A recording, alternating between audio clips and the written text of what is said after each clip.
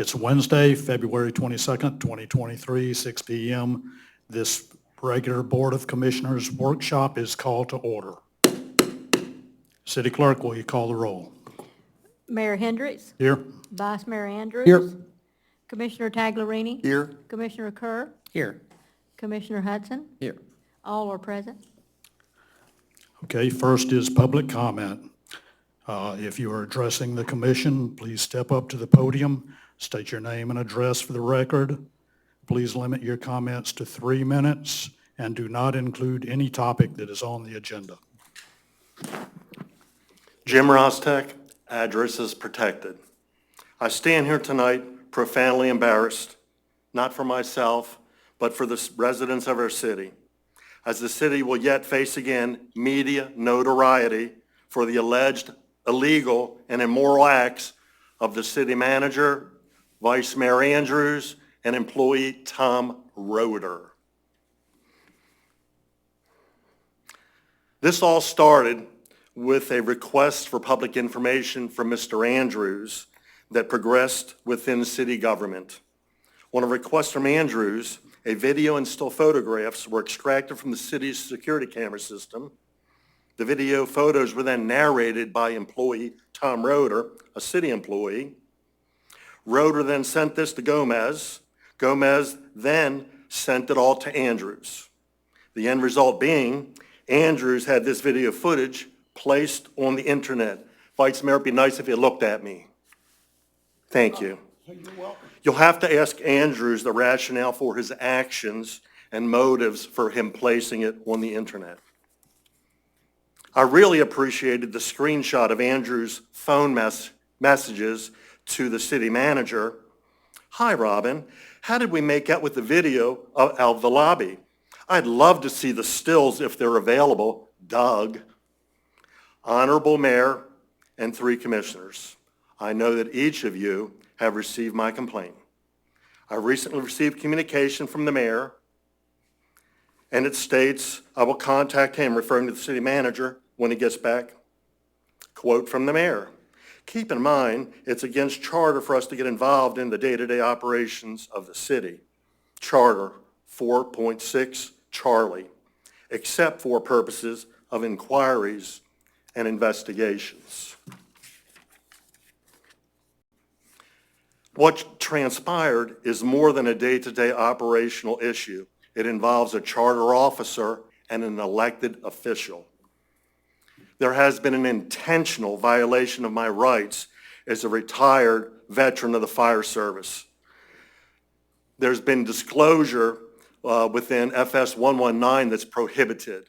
You cannot put my address out there. You cannot put pictures, photographs, anything like that. It's prohibited. It's considered a crime.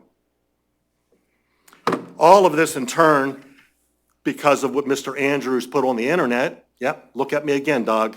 Excuse me. I'm Vice Which Mayor. has when you're standing at which the has podium. defamed my reputation, caused undue stress, ridicule, and has affected my family's personal safety.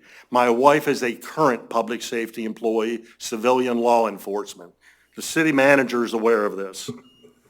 I guess I'm done. I can't Thank you, finish. Mr. Rostek. Okay. Anyone else? Okay.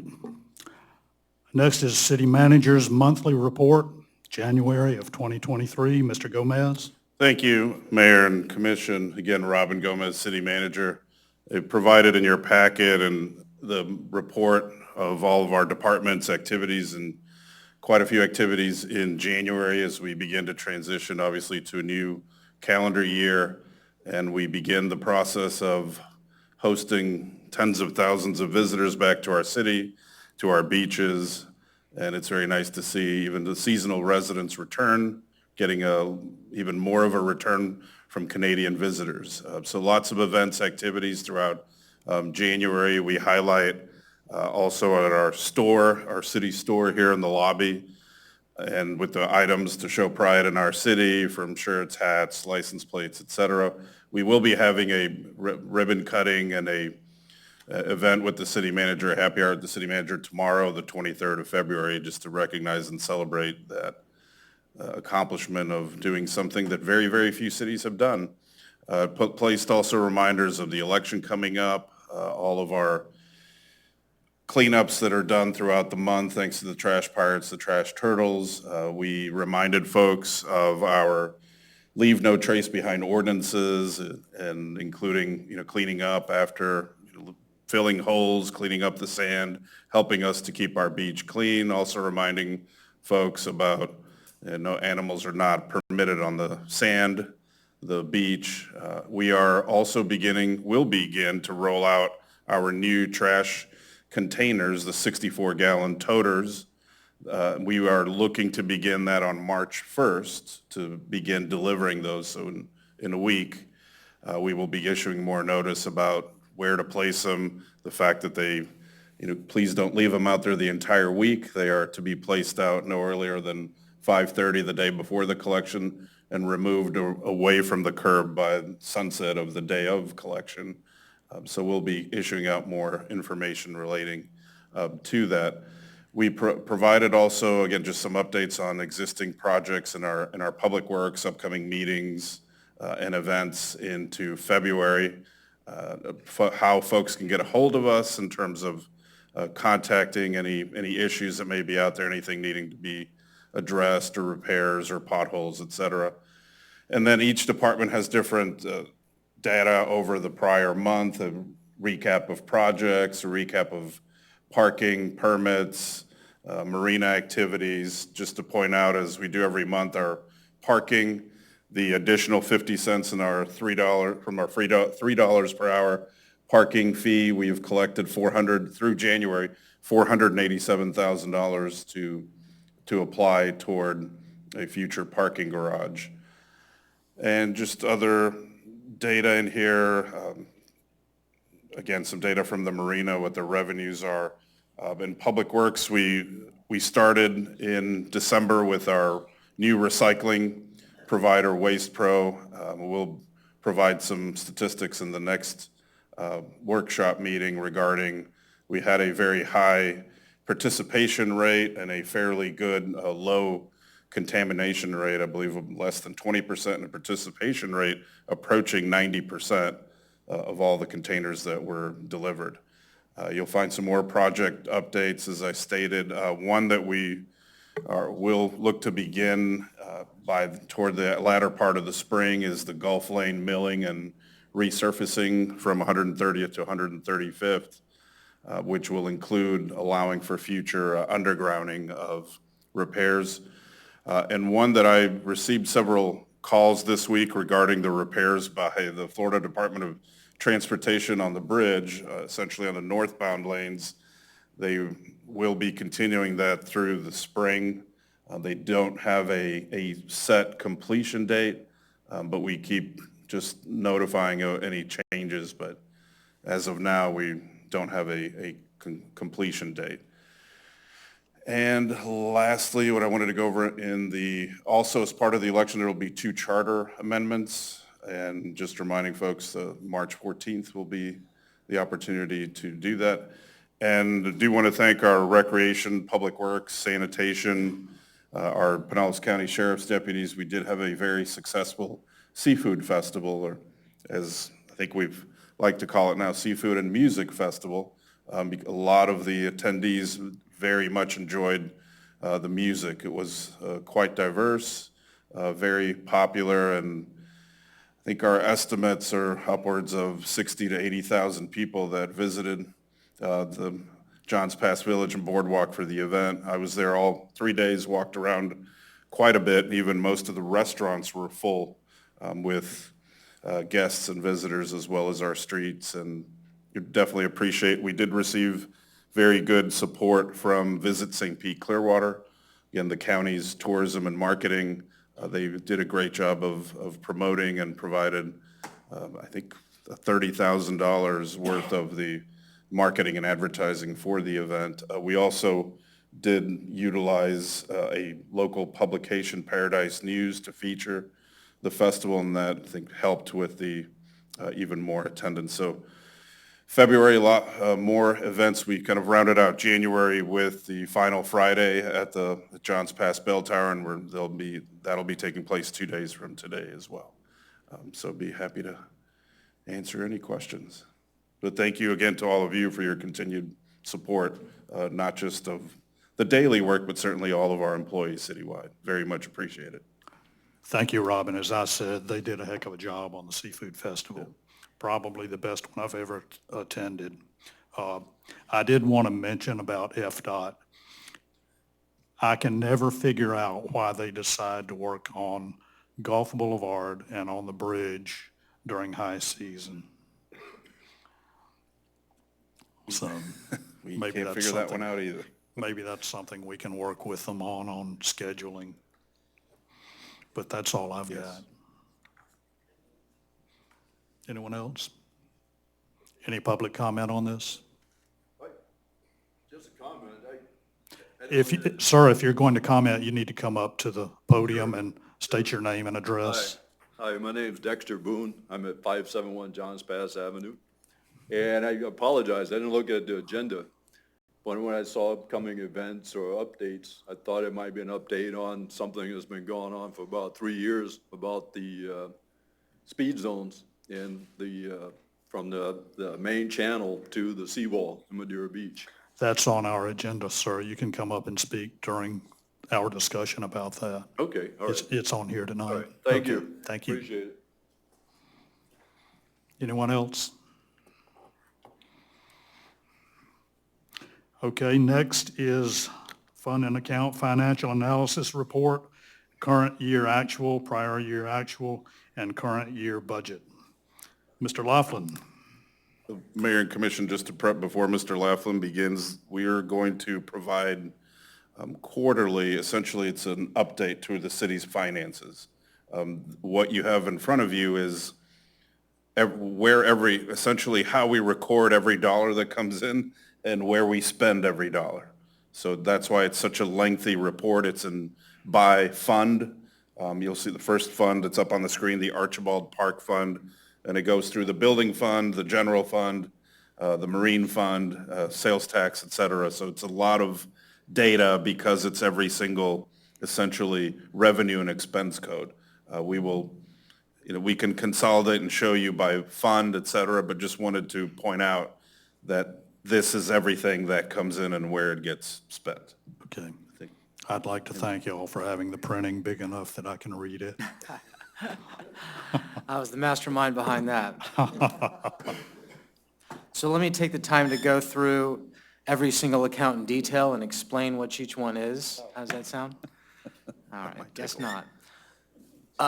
In looking at this, so this is actually a report that's actually just generated out of our system. So we call it in our custom reporting module. So we take all the data, put it in this nice report, push a button, it generates. So that's nice. And as Robin mentioned, it contains all the revenue and expense accounts for every single fund, all in detail. So feel free to peruse, and if you have any questions on any particular account, I can answer them. Maybe a couple highlights I'll give you. One on page 34, ad valorem taxes.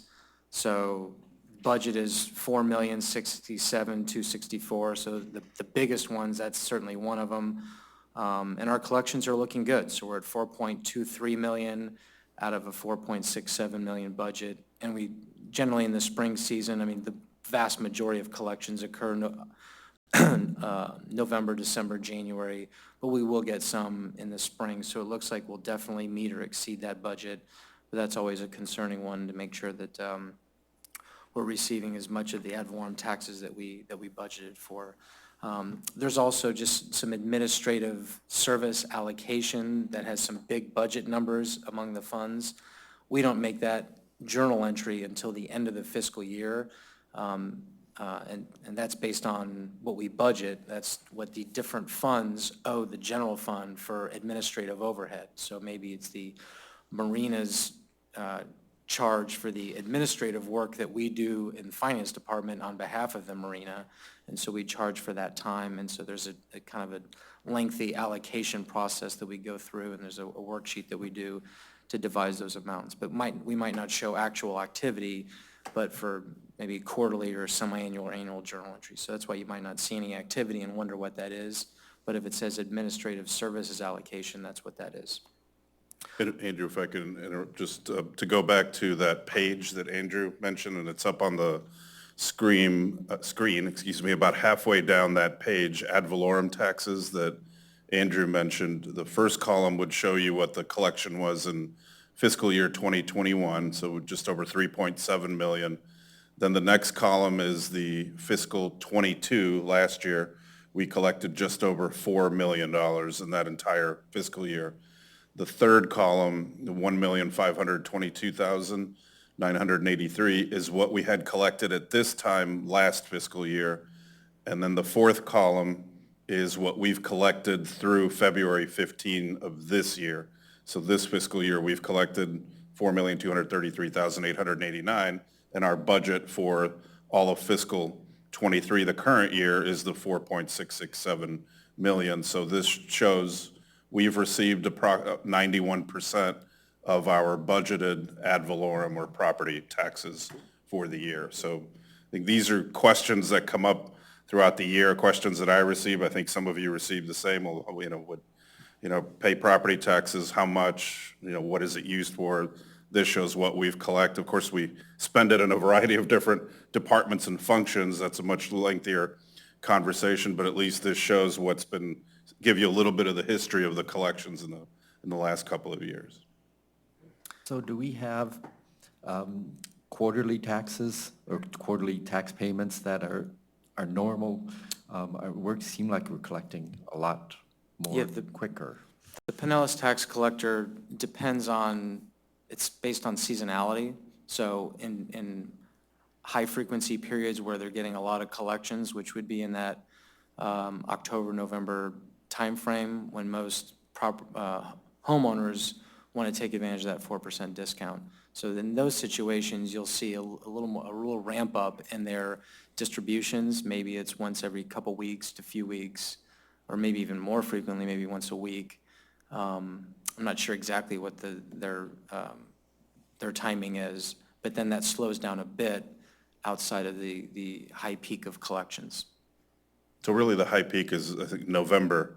If you pay prior to November 30th, you receive the 4% That's right. discount. And then if your mortgage is escrowed, and therefore your property taxes and insurance are included, typically those mortgage companies or service companies will pay the property tax by the 30th of November, 30, typically. And then everyone has until April 30th to pay. It is due April 30th, but then you don't receive the discount. You get, it decreases by 1% every month. Okay, but commercial places, do they also pay exactly the same time that we do, or do they get to spend That can quarterly? vary. They may be escrowed. I mean, that would all depend on the owner and how they acquired the property. But, I mean, we can certainly inquire of the property appraiser. I recall years ago that typically they paid them also in the November, December time period, but it can vary based on their cash flow and et cetera. It is, if your property tax bill is $500,000, a large commercial, you could get the 4% discount by paying prior to November 30th.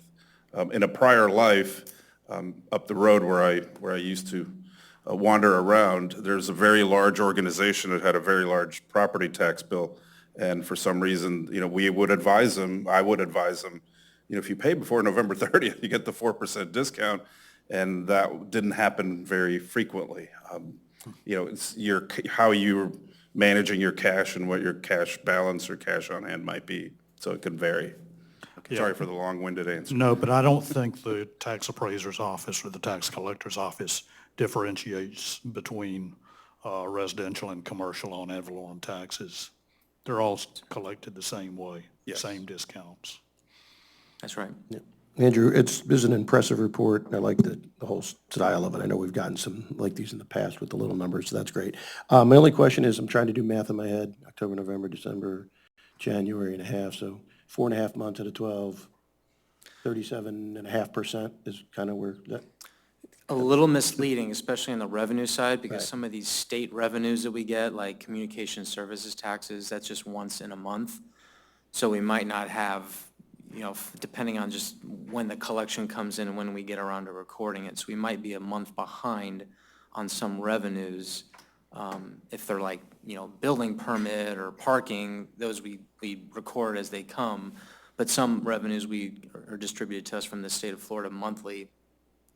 So that might be, 1 month behind. Like in that same page, you see like electric Utility tax. yeah. utility service tax. That 170,967 might just be, 3 months, 3 to 4 months. And I can look of collections. But this also allows us, if there is something, let's call it a discrepancy or something that doesn't look right, it gives us the opportunity to Right. research, make sure we are receiving all the revenue that we're lawfully entitled to. Cool, a great report. Look forward to seeing it in 6 months, the 6-month report. And on the expenses, yeah, we'd expect to see about 20 to 30% range to budget. And when I scanned through the report, nothing really jumped out at me as looking out of the ordinary. I just have a few comments, and I'll stick with that line item on the ad valorem first. Why would it be so low fiscal year '22 year-to-date compared to fiscal year '23 year-to-date? Good question. Good job asking that. I'll answer that. So fiscal year '22 year-to-date is a calculation. The system doesn't necessarily know a year ago what you've collected year-to-date back then. So what it's doing is taking the FY 2022 actual number of $4,028,179 for the year, and then taking that fraction, which is the number of days from October 1st through February 15, however many days that is, divided by So 365. that'll become more realistic as the year goes on. But then what's in current year is literally what we have collected year-to-date. Now, will that change this time next year when you do this report? Will the system? That's right. Pick that up? The system won't pick up the $4,233,089. It'll pick up whatever we collect in fiscal year '23 for the whole year, multiplied by that, For days again? the number of days divided by the full year, yeah. Okay. Just to jump around a little bit, you have your inflows and outflows for each of the different groupings, I'll just say. And if you just go to the totals, I started to go line item, and it was crazy. Most of them seem like the totals are kind of in a deficit. Do you have a feeling overall how the city's doing? I mean, because there's no total for all these different groups, or I haven't seen it, together. How's the city doing?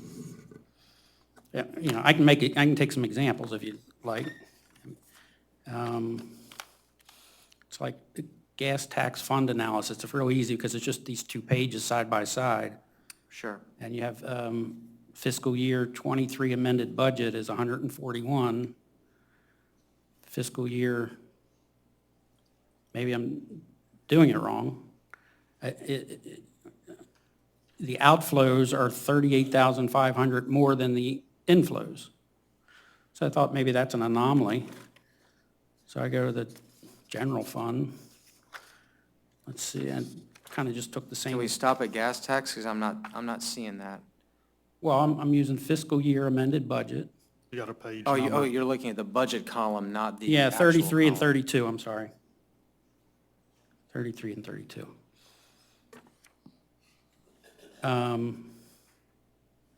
Because in actual, we've collected more than we've spent in the gas tax fund. So why- Revenues of 36,000, expenditures of 25,000. But yes, I do see where on the budget side, we budget 141,000 and budget revenues of 102,000. Okay, yeah, I mean, on the inflows, it looks like fiscal year '22 to '23, Yeah. inflows are 10% lower than the year prior.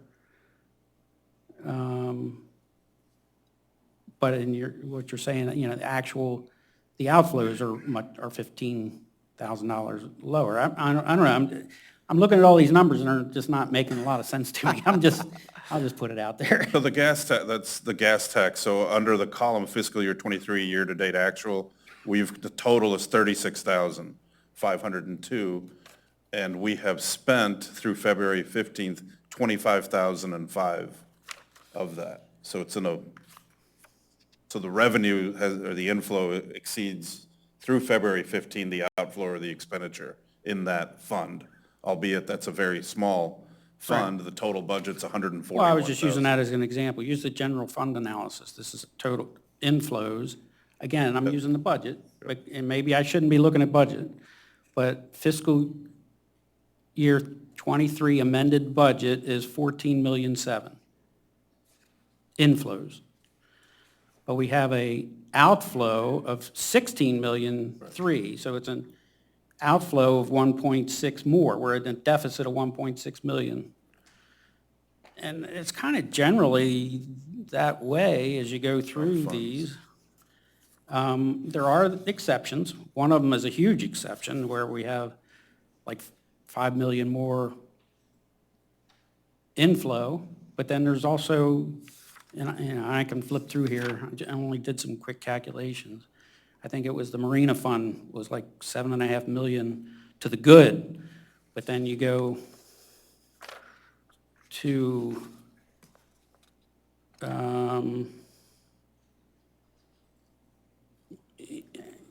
I mean, you can do it. You can just kind of go through, looking at the sanitation fund is 106 in the minus for the budget. Should we not be concerned about the budget? I mean, where are these budget numbers? Like I said, I'm just don't understand.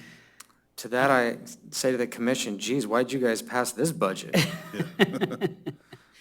So Is there any concern? I mean, well- overall, is there a general number when you take all these funds together and you just have a grand total? Well, I of pulled, yeah, so I how pulled we up look. I pulled up the budget book. We did bring in prior year's fund balance to balance the general fund. We brought in 1,629,491.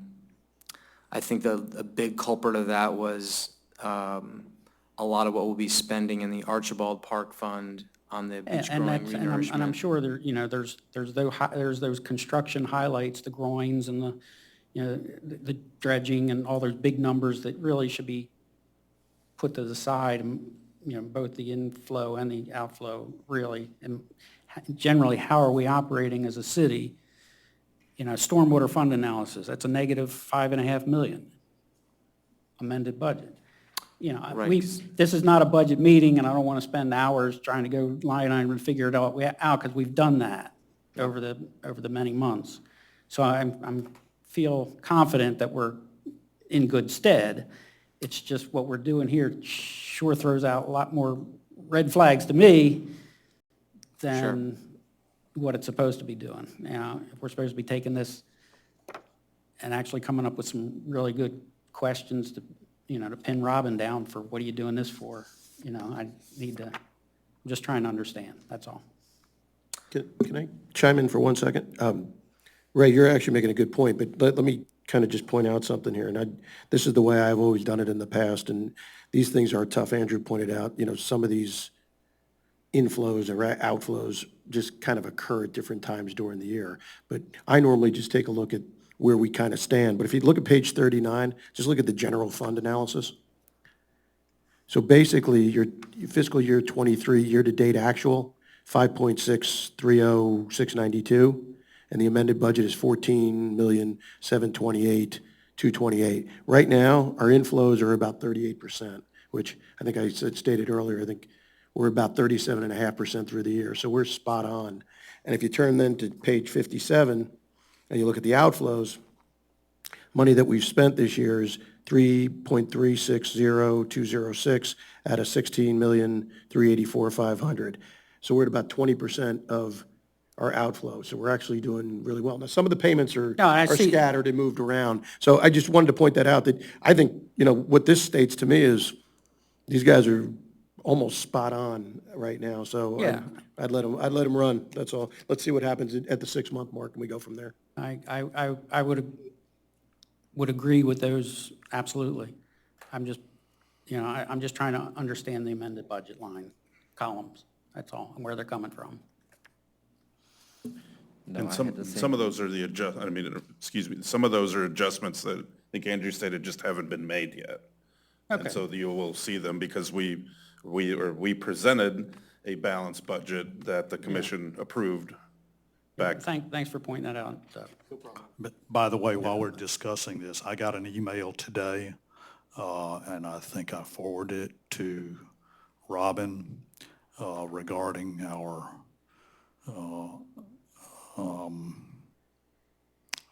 finance department and how they have done. And I'm trying to see that announcement of award, Certificate of Achievement for Excellence in Financial Reporting has just been awarded to the city of Madeira Beach. I wanted to let y'all know about that. I'm sure we'll hear about it a little bit more as we go on. But again, another great job by our finance department. I want to thank you, Andrew. Oh, thanks to my team. Thank you, Mayor, because that came to you, then you forwarded it to me, and that was at the end of this. Appreciate it, but it went to the elected mayor, so. But again, yeah, I echo the same thing. They do a great job, obviously, tracking and reporting and meeting all the financial requirements that we have throughout the year. And so Commissioner Kerr, just to give you a quick synopsis, you're seeing, geez, for some of these funds, budget inflows are less than budget outflows. How could we not have a balanced budget? So what we do in the budgeting process, not every year, we're going to budget that our revenues are going to equal or exceed our expenses. Sometimes where we have some big projects that we want to undertake, we're going to have some budgeted capital expenditures in that fund where we're not going to have sufficient revenues to cover it. That's why we look to, okay, what do we have sitting in reserves, what we call our fund balance. That's, the excess of revenues over expenditures in previous years that we've built up. And if you can recall our previous, when we went through the budgeting process, we do have very healthy reserves in the general fund. We've got a pretty large unexpended, unassigned fund balance that can be used for these kinds of things, for these kind of one-off projects that we're doing. So that's what happened in the budget cycle. We did have some projects that, of course, you all were briefed on and approved that we're budgeting pulling in that unassigned fund balance that's accumulated from previous years to help balance that budget. In this report, we don't include that as a line item to say fund balance carryover, but that fund balance carryover was a part of the budget process to make budgeted inflows and budget outflows equal each I'm other. very comfortable with the finances of the city, so I don't want to take any to take away that. I would just, it'd be comforting if we just had an overall rate, or because there's so many numbers and so many columns. Well, what we can do for next report is kind of is condense a little more. I want to show you, here's all the detail. Right. Pull the curtain back, you can see every fund, and every account and every fund, and how it all looks. And in the future, when we present this, we also have a department summary where it's just, here's the total by department and by fund, and we can provide that as well, so you have more context. That might be, that would be great. That'd And be I great. can provide, personnel versus operating versus capital, where you can say, well, let's just focus on operating. I want to see our Exactly. current revenues paying for salaries and benefits and general operating expenses, and the capital we can kind of put separate. So I can break that as well for a future presentation, so you can Perfect. kind of see all of that in context. Thank you. No Yeah, problem. where we're going to take a hit on that is undergrounding of the utilities, because as we all found out, it's going to be more than we thought it was.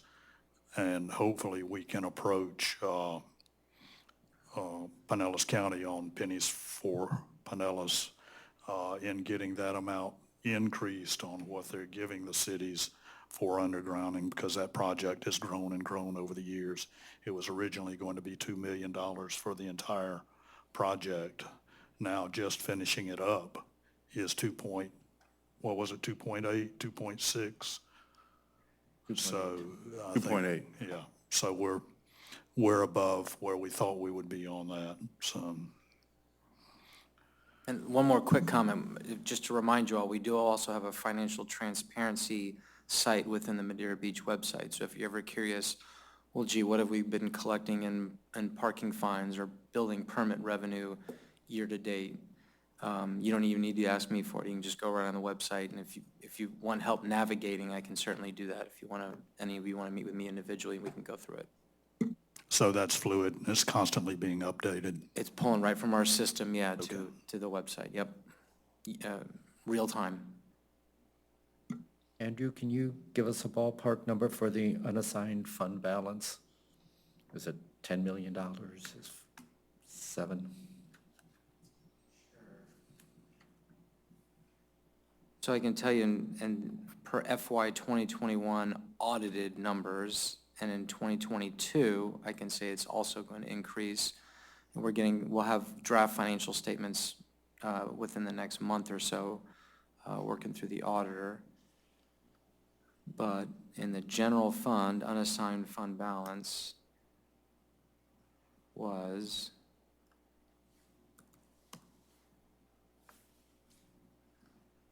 drum roll, please.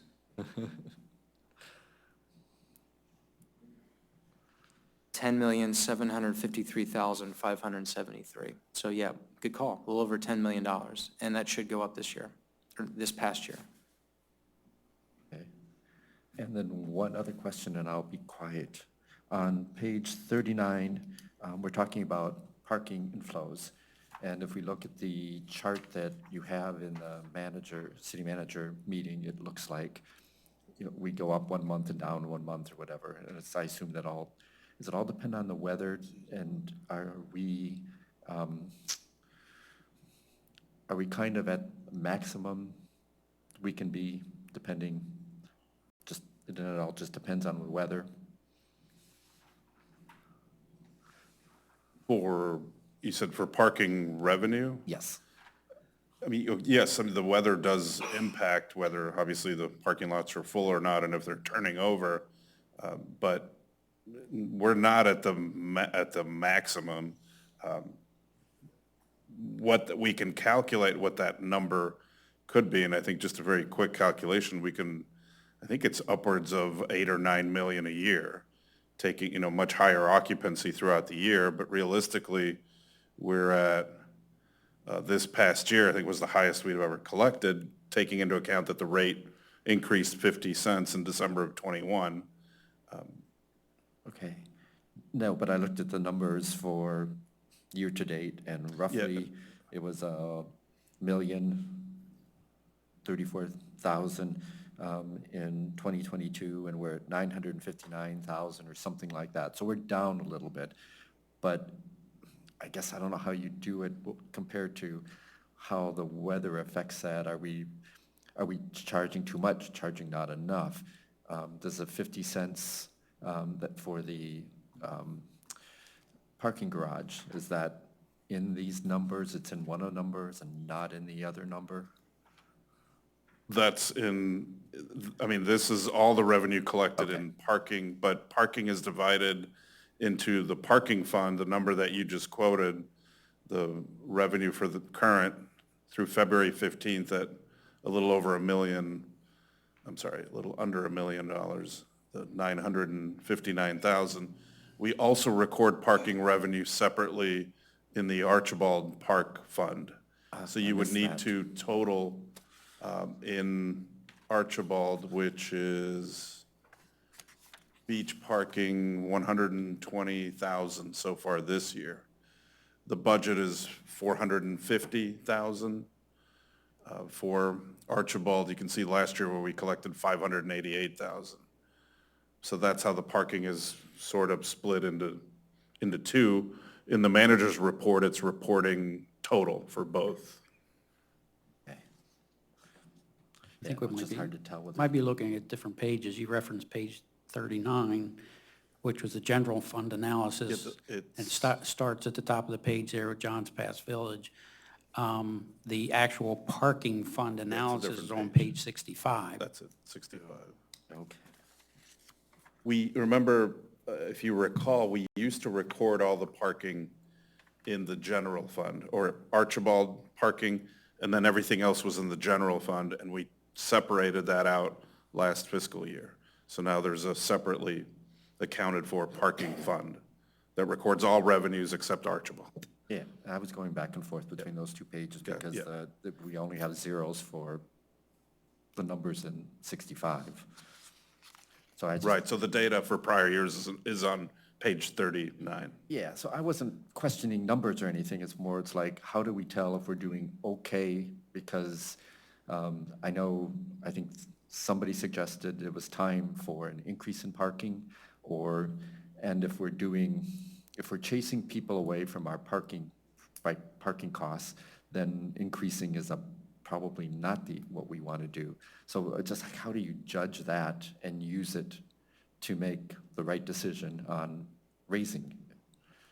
Well, again, based on historical revenues, comments from visitors, but we take into account all of that.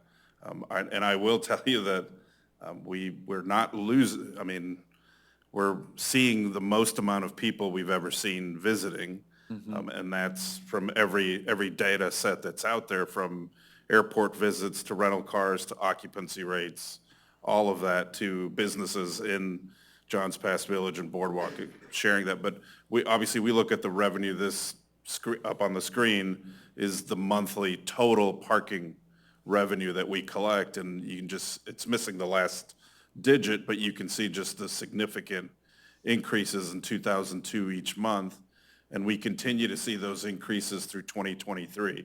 With December took a little bit of so December of 2022 was less than December of 2021, but every other month, all the way back to 2020, to essentially October of 2021, has been higher than the prior year's month. And again, you just look over a period of time, the revenue has increased. And again, part of that is because the rate increased from $2.50 to $3, but we continue to see just visitor after visitor, and we're also enforcing more.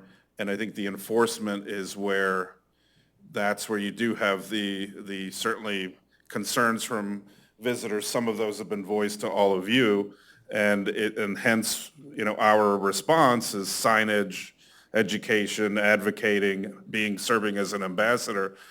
But we will always deal, every city, with folks that drive, park, and just don't choose not to pay to park. And where we used to not issue a citation, we now issue a citation. And of course, we will have a presentation on March 22nd that will provide all of the detail on how the parking operation works. But looking again up on the screen, you can see the difference when you start enforcing versus not enforcing. In October of 2021, we collected $2,100 in fines, citations. In October of 2022, we collected $45,000. There are people who just do not pay to park, and we have to have enforcement. Otherwise, why charge for parking if you're not going to enforce and ensure that people do pay the $3 per hour? Two quick points. Robin, can you go back to that screen you just had up with the revenue? The one before it? Yeah, okay. Perfect report. First off, this year, we've had terrible weather on the weekends. I was expecting those numbers to be worse. But if you can see, starting right now, Dave, that trajectory just goes boom, boom, boom. We're going to be doubling revenues by July, and it's just because we're heading into the season right now. October to January are the worst time of year around here as far as tourists are coming. But now, and you can see what's going on the roadways right now. Right now, they're starting to peak up, and March, April, May, June, July are going to boom. So that's why that's another inflow area where we're not going to get as much in the beginning, but at the end, it'll rock through. So. And to that point, Commissioner Hudson, just recall that the FY 2022 year-to-date column can be a little misleading for those revenues that are seasonal, because it's just taking the total number and dividing by the days, when that's not the actual collections through just that period.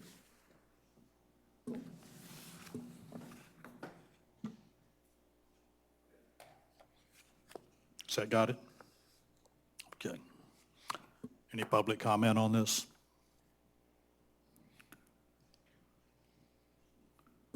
We put him to sleep. What was that? Put them to sleep with them. Yeah. Okay, next is update on rework of ordinance 2020-05, slow speed minimum wake zone. Yes, Mayor and Commission, this has been going on far too long, and trying to get a resolution, get this completed.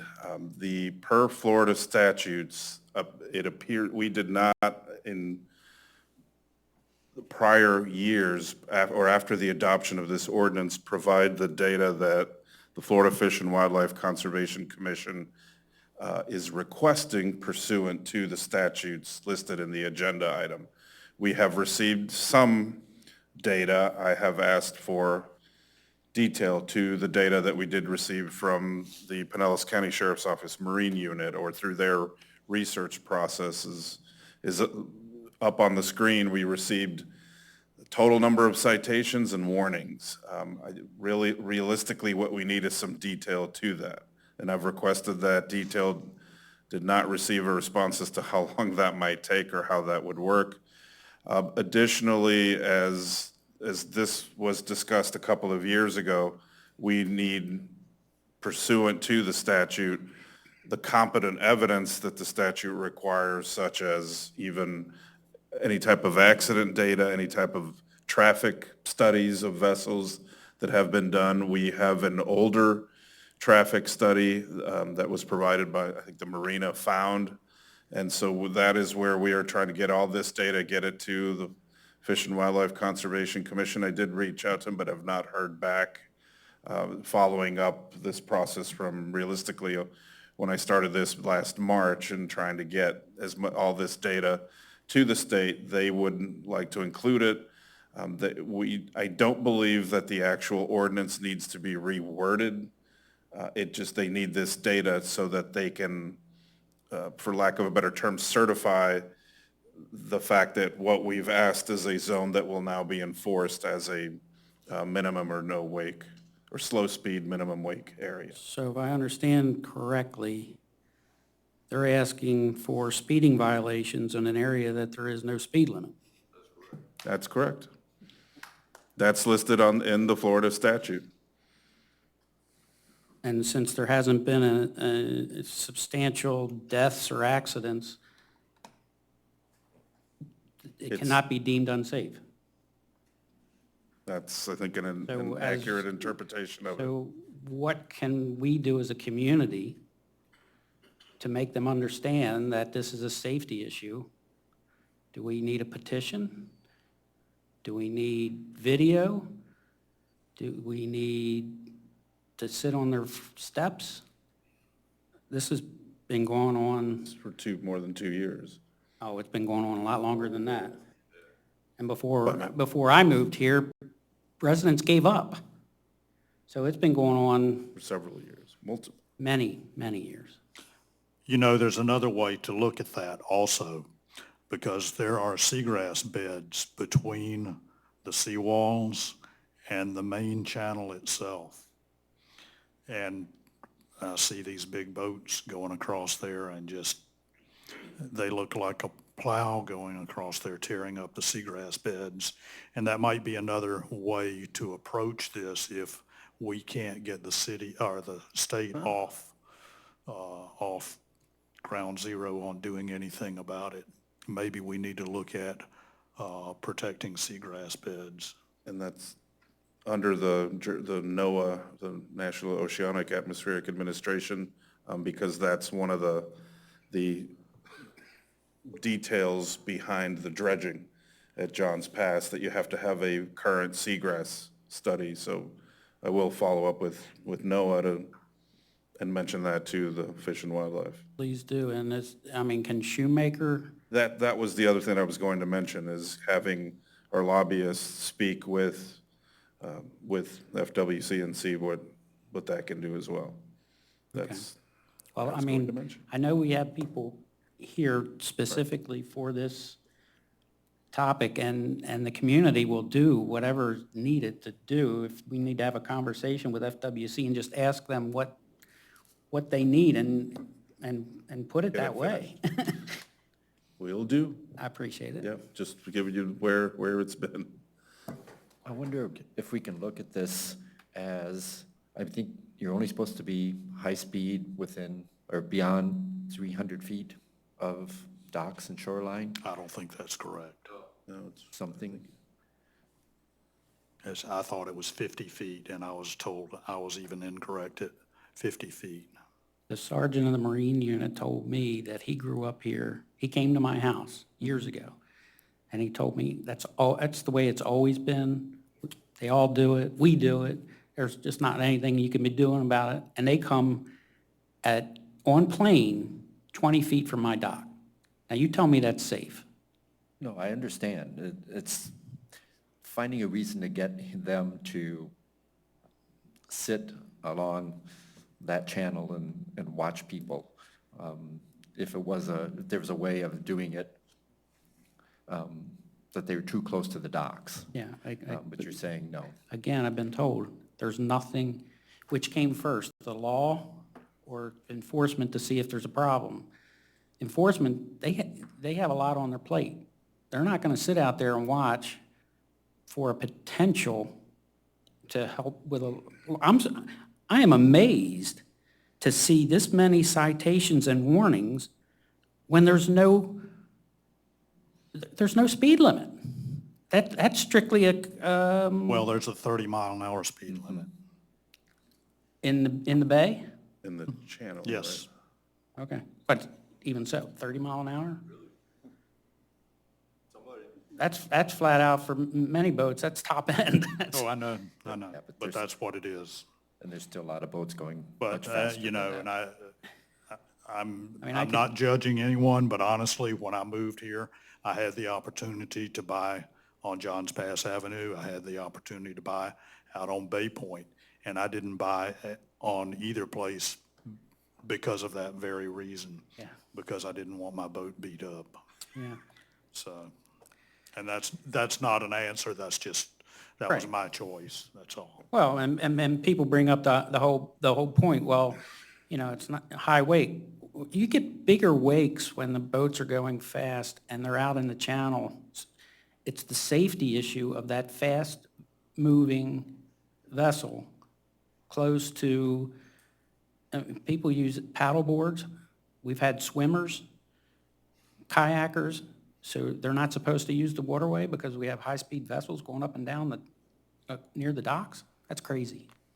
So whatever we need to do, I'm sure the community will get behind us and help us get whatever we need. Will do. Thank you. Anyone else here? Now we're open for public comment. Hi, I'm Patrice Boone from 571 Johns Pass Avenue. And it just seems to me that with all the communities within 20 miles of us have minimum wake off of their seawalls and outside of the intercoastal waterways due to Save the Manatee. Perhaps a better use of our energy would be to go through Save the Manatee. I know I called them 8 years ago, and they said, well, we just got done with our study for our signage. That 10-year study is just about coming up for them to redo, I think. So I'll be giving them a call. Thank you. Thank you. Anyone else? Yes, sir.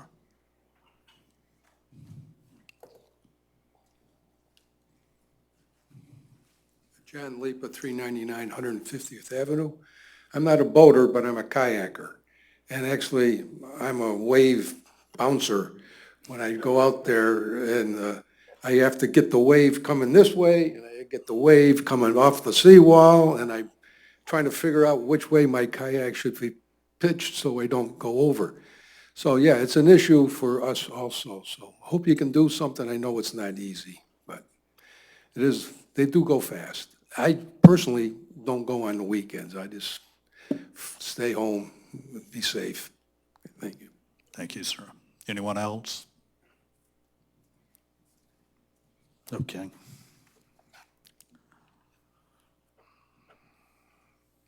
I will say, I know it's a problem that all of us are concerned about, and maybe environmentally is the better route to go. So what are we going to do? we're going to ask for more information. Yeah, we, on like I said, I've asked it, citations. yep, sorry, yes, and reach out to, I think through our lobbyists, through Schumacher. I think I'll ask even our legislative delegation for some assistance as well, and follow up with essentially the environmental regulatory organizations and agencies. Okay. I think that's a different avenue regarding environmental, such as seagrass, or marine life as well, such as the Save the Manatees. And the east end of your channel is shallow, and that might be where seagrass, that's an area that you can point at. Okay. Next is Building Department software update. So Mayor and Commissioner, Mr. Frank DeSantis, building official, and give you an update on where we are with new software that we've acquired to assist with our permitting, code enforcement, planning, and zoning. Good evening, Mayor and Commissioners. I wanted to bring you up to speed on the software purchase that we did last year for the Building Department. And as you can see in the agenda attachments, there's two attachments in there. There's the software license and service agreement, and there's the actual MGO, which is My Government Online Customer Help Guide. Both of those have plenty of information in them for you. Also, I wanted to note too that we started this back in July, and with all the accumulation of data and everything, we're finally in the process of virtual training and testing, which is going to start in March 6th through the 10th, and March 13th through the 17th, we're going to do additional testing and any corrections, and March 20th to 24th, we're going to do on-site formal training. So we're hoping to go live with on-site support April 3rd. It's been rough past 6 months trying to get all this data and everything together with these folks, but it's starting to finally come together. And it's a really good software program, as you can see from the customer help guide. So I guess that was your answer as to whether or not you think it's good for the city. Absolutely.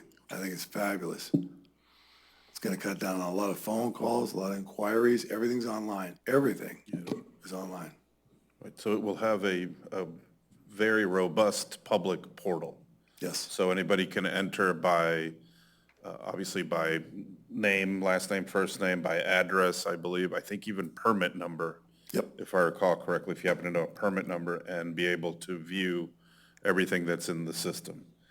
And I believe, and you can correct me, Frank, it'll have, as the permit is progressing, you can see what's happened with the permit. Now, for that, though, I think you do have to sign in and Yes. essentially get your own login in order to do that. Yes, once you file for the permit, but it shows you the whole process from the time it goes in the front door all the way through. It shows you the entire process, where it's actually sitting. It shows you that. Frank, can you initially apply for the permit online, or does that still have to be done? Oh, no, everything's going to be online. You can't, Yes. so like a Yeah. contractor wanted to. Nope. He can go do right online, go. Everything's online. Our end goal is to be completely paperless and more efficient in the permitting department. That's our goal. Good. And these help screens will be online, Absolutely. and how much historical data is going to get inputted, if any? Well, it'll all be on a cloud. It won't be on our servers. It'll be on a cloud server. All this data, if that's what you're asking. Yeah, but I think how many years back? Oh, Probably at least 5 years? I would think at least 5. I would think if I not mean, 7. we can add to it and Yes. go back as far as whatever we have on hand. I would, So your current system, you can upload to this for historical data, is that my understanding? That's the way we understood it also. The current system we have now is a Munis system, and we're the only ones left on the Munis system. But all the data that's on there, we can upload that to the new system. We have already talked to Munis and acquired the cost for it, the backup cost for it, and that's part of this training. We're hopefully going to take all that and dump it into the new system. I didn't mean to interrupt, Dave, did you have any? no, that's fine. Will this system help when there's a question, if you need a permit, if you're, let's say you're taking out a tree, you're hanging a fence post or whatever, small items that you should be able to get a permit without a real rigorous review. Currently, you can get a permit right now. You can walk in and get a permit for a hot water heater, a panel change out, AC units, things like that. It's when you get into plan review, that's when it gets a little complicated, because it's got to go through different departments, engineers for seawalls and decks. It's got to go through planning for fences and driveways, and of course, building department. That's when it gets a little complicated, plan review. But yes, anybody can go online, and when you do click online for the permit that you want, it's going to show you what the requirements are to submit for that permit. If you don't have all the requirements for that, it's not going to accept it. It's not going to let it go through to us. For example, if you wanted to put a fence up, you'd go online and say, homeowner, I want to apply for a fence permit. It's going to ask you for a survey, property survey. You have to submit that, and all the information's got to be completed on the permit by the homeowner before it starts the process. Okay, I would figure that, but I'm talking about smaller jobs, like you're replacing a fence gate. You need a permit to do that. You're replacing I've read in, certain areas, if you're taking out a tree, that tree's dead, you don't need a permit to take it out. But, an ornamental tree or whatever may have different. It's still going to be a phone call, I guess. There'll be a list of all the permits that are going to be online. There'll be a list of that and what you need to apply for those. And again, a lot of them will be same-day permits, and the system will issue you the permit and the placard. So you don't even have to go to City Hall. Everything's online. Good. Unrelated, I guess, how's your department? Are you staffed okay now? Well, we're a little shy on the building inspection side of it. On the building department side, on the planning and zoning, I can't really answer for them. But on the building side, we're getting through. Okay. We're doing all right. Thank you, Frank. Any other questions? And Mayor and Commission, just as a reminder, our building department, our building fund, similar to the parking fund, is all the revenues are from the users of the building department obtaining permits, et cetera. So it's not property taxes or it's not a general fund operation. Just like parking is paid by the users who pay to park. Just to remind it. So they're enterprise business type operations, just also like the marina and sanitation, stormwater. Yeah, Stormwater is a the building utility. department actually pays for itself. building out of the first floor. Yeah. Out of the building department fund. The city funds didn't go towards that at all. Yes, sir. You're correct. And just on a side note, I wanted to mention to you, we've been approved for a state internship certification program, and that's with the Florida Building Commission and the Department of Business and Professional Regulations. They've granted the city, the building department downstairs, the opportunity to do an internship certification. What that means is I can train future building inspectors, plan review folks. I can train everybody through my license downstairs. So we can take people in from Gulfport, Clearwater, we can train anybody. Right. Yeah. Right. Okay. Anything else? I don't have anything. Anyone else up here? Thanks. Nope, we good? Thank you. Frank. Is there any public comment on this? Yes, sir.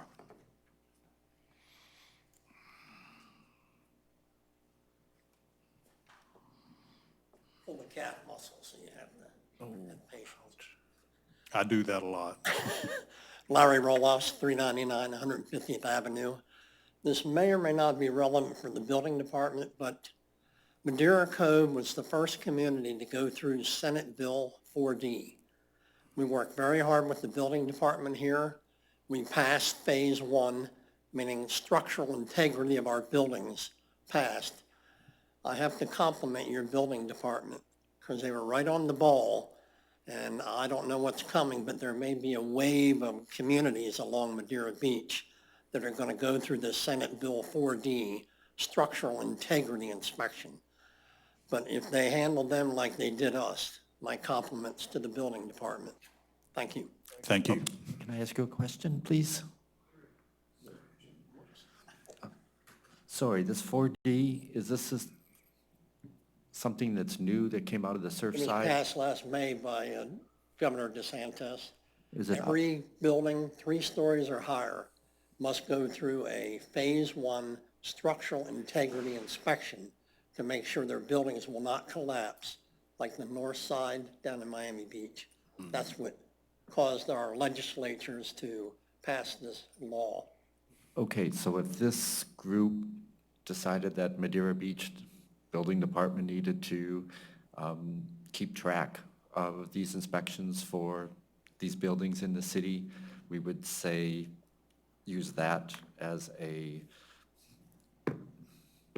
checklist of what the building has to pass? Yeah, there is a checklist. We work with your building department, and the law requires that the final report from Phase 1 be signed off by a local building official, which is Madeira Beach. Okay, So all these condominiums up and down the beach that are 3 stories or taller have to go through this. right, and if it's the law that I remember, it seemed to be very focused on making them set aside money for it. But it also has a good list of, that's something that we can just use and say, we want to see a record, we want to see the record of this inspection.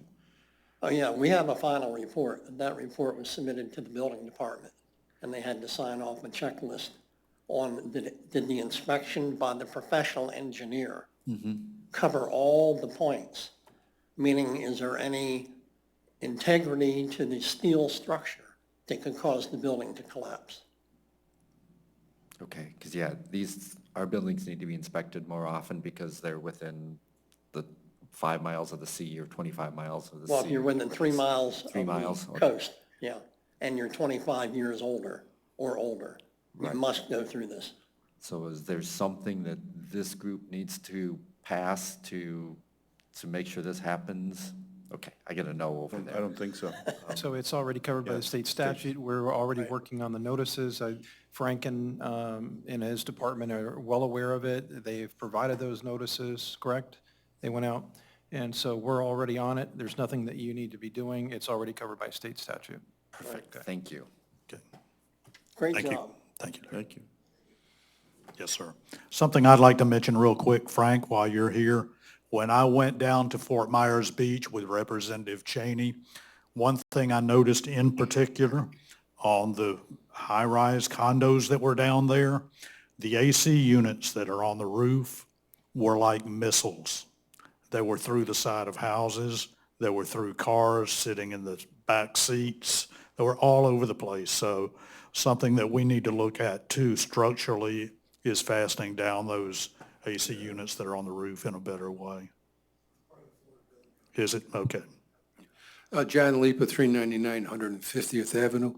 Just to amplify on, give Commissioner Hudson an answer to his question. When the report is finished, it has to be submitted to the state. So they're compiling the list. So if you need data, you just have to go to the state to get it. It's all there. Okay, perfect, I just wanted Thank you. somebody. Anyone else? Okay. Moving on. Madeira Way and 150th Avenue traffic flow. So Mayor and Commission, I think this is also a several years old discussion that resulted some of our redevelopment here in the city on Madeira Way and 150. It resulted in a different configuration for Madeira Way, and in the time I've been here, I've heard dozens of times about restoring the left turn off of Madeira Way onto 150th to head back toward the mainland. This item specifically involves really your thoughts, ideas as to what we approach the Department of Transportation with regarding now that we're at the point, there are 2 new condos on the north side of 150th, essentially across the street from the driveway into Madeira Cove. and some of the residents that spoke reside there, and they've expressed concerns, I think, to DOT and recently to me. And what is up on the screen that is in your packet is this rendering of the approximately 9 different types of movements that are now in effect in this area of 150th. So this is approximately about 300 feet to the east of the current pedestrian crosswalk, just at Madeira Way and 150th. Madeira Way and 150th has, again, just a pedestrian crosswalk. It's a signalized, it must be push button activated. We're again notifying DOT that the button may not be working as intended. You push it, sometimes it stops the traffic, turns the light to yellow, then to red within 20 seconds. Most of the time, it's between a minute and 2.5 minutes. And it's supposed to be under 30 seconds that it activates, again, to stop traffic in both directions. So in the agenda item, and here's an aerial of the areas in question. As I said, the yellow is the existing signalized pedestrian crosswalk. And then the blue area up here, the blue oval, is where there is now a driveway, ingress, egress, entry, and exit into the 2 condo buildings. This building to the west is complete with residents now living in there. I believe it has 27 units. The one that is under construction but will open in just a few months, I believe 35 units. I think Madeira Cove, you have about 60 units, if I remember. And this is the Madeira Cove driveway entrance and exit. So the question before you to get a little bit of your input is just thoughts on this configuration that we can recommend, have conversations with FDOT. And that can be a variety of different things. Relocate this pedestrian crosswalk, or add another pedestrian crosswalk, turn the blue oval into a signalized traffic intersection with crosswalks. I don't believe that anything east of here, which doesn't address the other 2 condo buildings, Vista and Snug Harbor, if I have the names correct, they have some other challenges as to their entries and exits.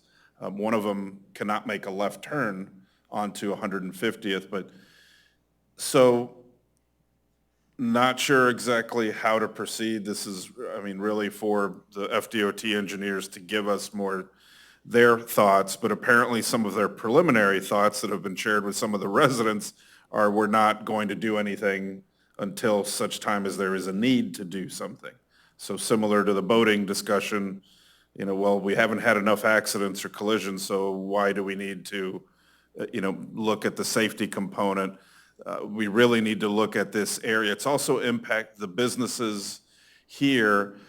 Vehicles driving westbound on 150th will not make a U-turn or not use the turn lane to turn into the entrance over here on the west side. They will simply cross over into oncoming traffic and use this driveway entrance and exit to enter this parking to access this shopping plaza. So these are things that I have mentioned briefly to DOT, but realistically needed to have this discussion to kind of get your input as well as the public input, which again, Madeira Cove has provided quite a bit of it, and they have their safety concerns. So that's really the purpose of this item, how best to proceed, even though, again, our discussions with FDOT will need significant support. Well, Sorry. I was going to say, there is a need. I need to be able to turn left from Madeira Way onto 150th. I know that's not on the table, but I would love to have the old traffic pattern back. If I that's what agree. you're Well, that's saying. part of it, because I think we really need to address with FDOT this whole configuration. The one thing I omitted, and I didn't mean to interrupt, but east of the blue oval, I don't imagine that FDOT would entertain any changes to that, or for example, the closer you get to the bridge, I think the less support there would be for any type of any traffic control or crosswalk or anything like that to avoid the queuing, particularly when the bridge opens up. There's certainly not much we can do about the queuing, in a bright sunny day on Saturday, March the 20th, when we have about 30,000 people trying to get onto our beach and go to the village, but Mr. Well, Mayor, I'm sorry. No, I was just going to say, at least when we had that traffic light there, when you could turn left from Madeira Way onto 150th, that gave the people in these other condos a break in traffic to where they could get out, and they don't have that anymore. And it's just, I mean, talking about a potential accident, I don't know that we've had any yet, but when people are making a right turn off Madeira Way on 150th, forcing their way over to the inside lane and doing a U-turn, I don't see where that's safe. And from the first day I saw that, I was pulling my hair out about that. I have received intersection requests being to changed. have DOT put a no U-turn sign there, which is not I think the desired or the reason, but just to share Yeah, that. I threw this on here because I go back a little bit with John and Larry, God, 8, 9 years ago when we first went, and it's when I was working for the city, we went in front of FDOT, and so people who say we don't take citizen input, if we brought these guys to the actual meeting with FDOT, and they have some great ideas, and what was laid out to us that day isn't exactly what occurred when it got done. I used some foul language in the meeting the other day with these guys, so I'm not going to use it tonight, but that road stinks right now. There's really no rhyme or reason to what they did or how it goes about, and they're not going to address it until the last condo building's done anyway. Yes, Robin's totally correct. You can't go any closer to the bridge because there's no way you can put a light there.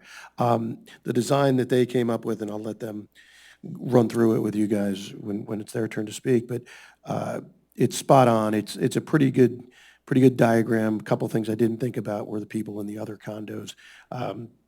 So I don't know what the exact reason is. The reason I brought it up, though, is we got to start talking about it now, because when that is done, we need, because, I mean, FDOT can do what they want, but if we at least give them some ideas, not just complain about it, gives them some ideas on how to correct this.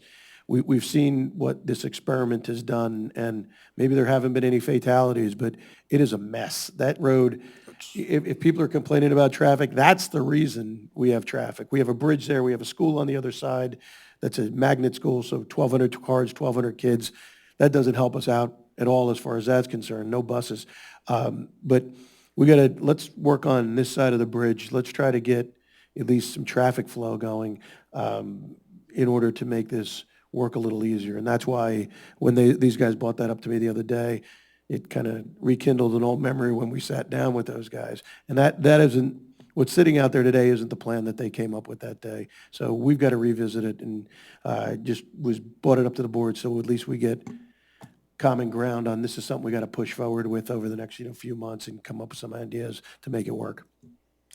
So 100%, I'd love to see the old traffic pattern, and that would impact the yellow, because that would mean there would be a stoplight there.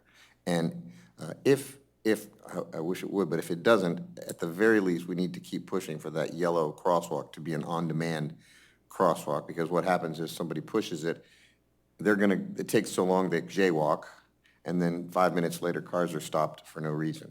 So at the very least, that should be on demand. But in my perfect world, we would go back to the original traffic pattern that includes a crosswalk where there is one.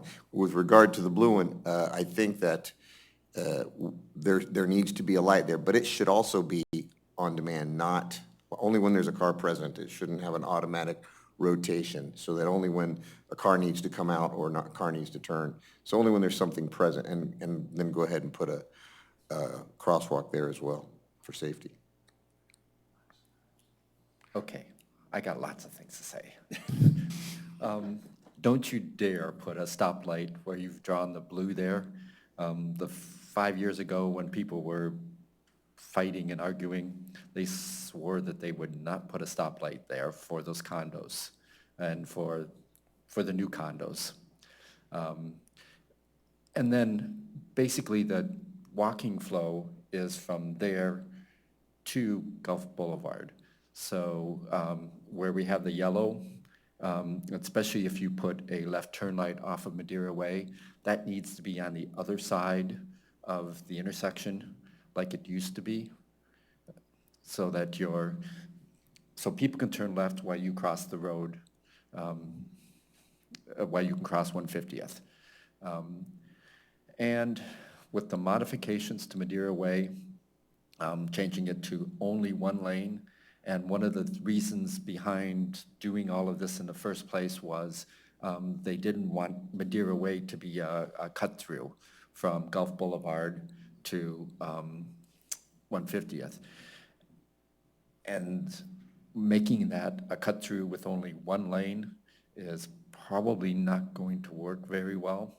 So if you want to keep it one lane, can we look at a three-way stop at Municipal, or doing something so that the Google and software and things do not show that as the shortest way and the quickest way, so that we get people on going south on Gulf Boulevard to go to the 150th light and not try to cut through on Madeira Way.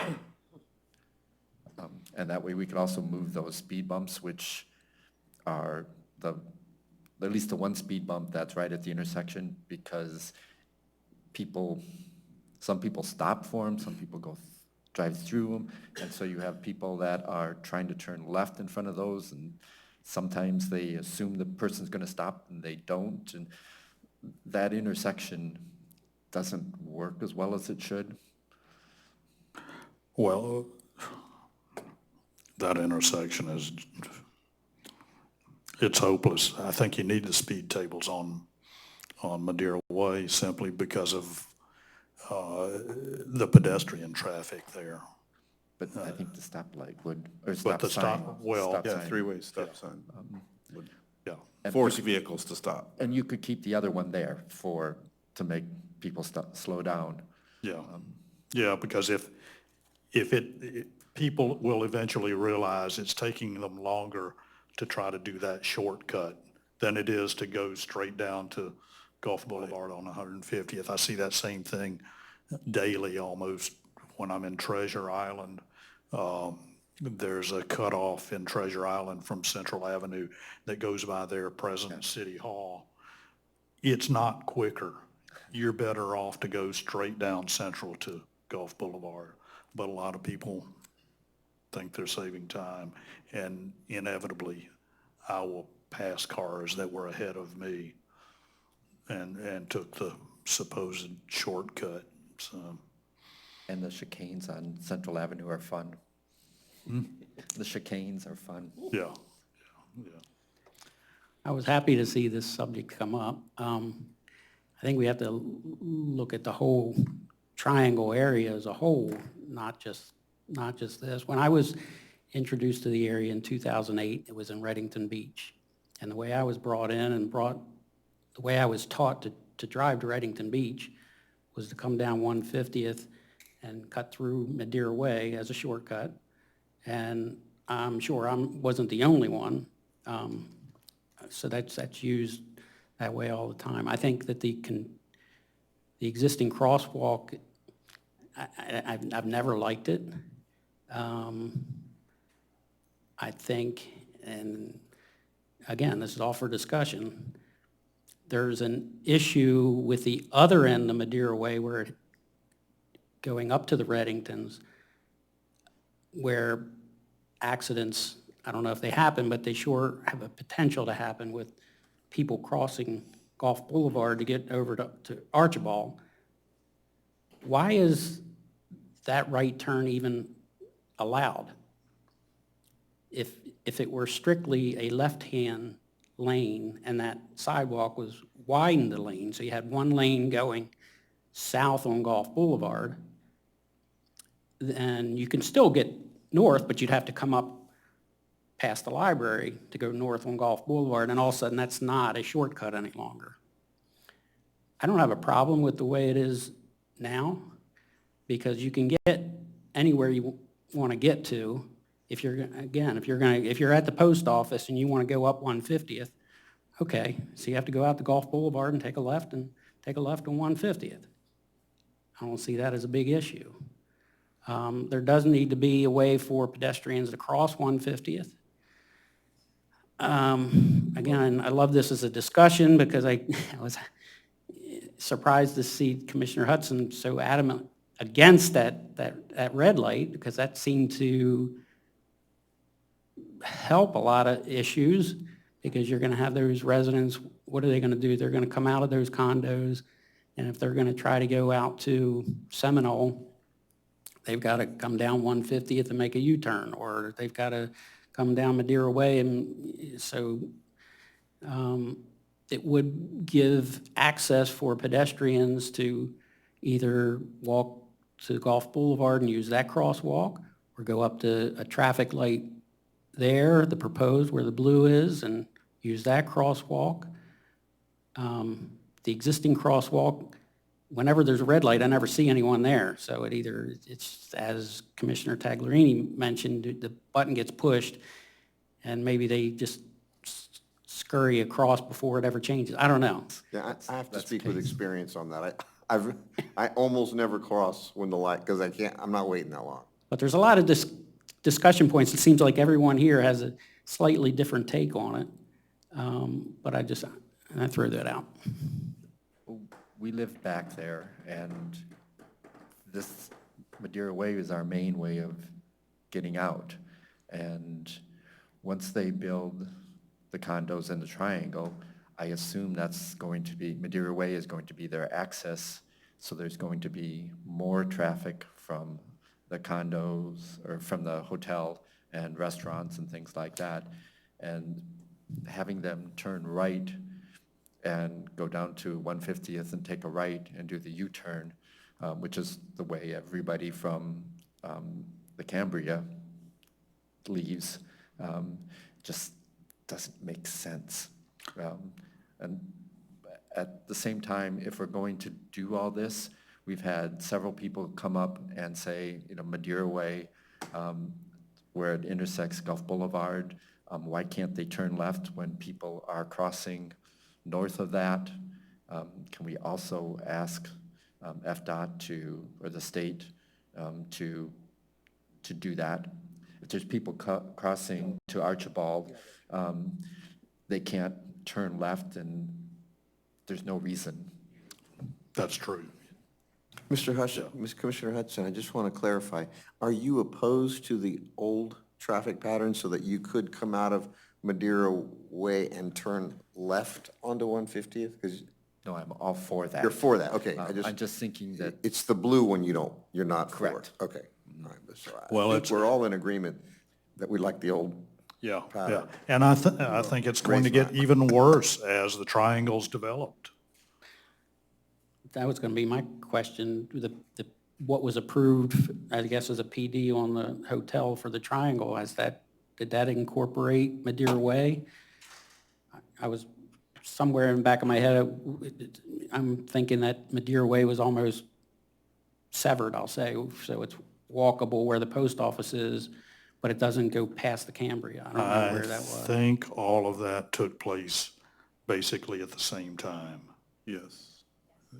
So there is a plan there, and what is that plan, do we know? I mean, Madeira Way stays So- the same. It's not just a two-way Yes. road. Yeah. And there'll be, One the lane each sidewalk will direction. match across the street. The sidewalk on the east side of Madeira Way will look similar. But as we have more traffic generated for that area, it just makes more and more sense to be able to make a left turn from Madeira Way onto 150th. But if you have that, you have that shortcut coming from the Reddingtons, and that's my issue. So I know I'm one of five, but I prefer the way that it is now, where you can't make the left one. But how is that going to be for the people that have homes there in the triangle on trying to get to the mainland? Well, they'd have to go past the library and come down and make a left at the light. Or, I look at the traffic pattern of anybody living south of 150th. If you want to drop something off at the post office and then go all about your business off the island, you got to turn right, double back. It's not possible. That flow can't happen. my major concern is Madeira Way, keeping the traffic pattern, keeping the traffic load at a minimum on Madeira Way. But I think you're missing the point. The traffic is not going to be low. If anything, as that's developed, it will increase there. And I think it's a recipe for disaster to continue to have that, to where you can't make a left turn there. I don't That's know. just my I 2 like the idea of cents. Madeira Way being a destination and not a pass-through. Well, it's not, I don't mean for it to be a pass-through, and there are things you can do. If you have speed tables there, even if you have a 3-way stop at Municipal Drive and you can put, Madeira Way, you're signage. going to slow that traffic down enough that people are not going to want to use it as a cut-through. And we can request signage, Madeira Way, not a cut-through. I mean, we've seen that in a few cities where no through, yeah. But there's been speed tables on there for many years, and I still know people use it as a cut-through. So, but anyway, that's just my feelings. One of the other things to consider, a lot of the comments that I get from the people that are on the south side of 150th, if the traffic, people turning right from Gulf Boulevard onto 150th, if there was some way to do a no right turn on red for a certain time period or something, so that those people can get out, because it used to be easier for them to do that, and because they could move when the light turns red on Madeira Way. Now there's just a pretty much constant group of people, all those horrible people that live on the south side of Madeira Beach that are always turning right Here now. there. Maybe we could build an overpass there. Just annex that portion to Reddington, that's all. But that was just one of the things I said. They've lost the ability to get out of the condos, just because the people turning right are coming so frequently. Well, and a traffic light being put back there would help eliminate that problem, so they have a chance to get out. So, anyone else? So we'll bring this back, we'll share this with DOT.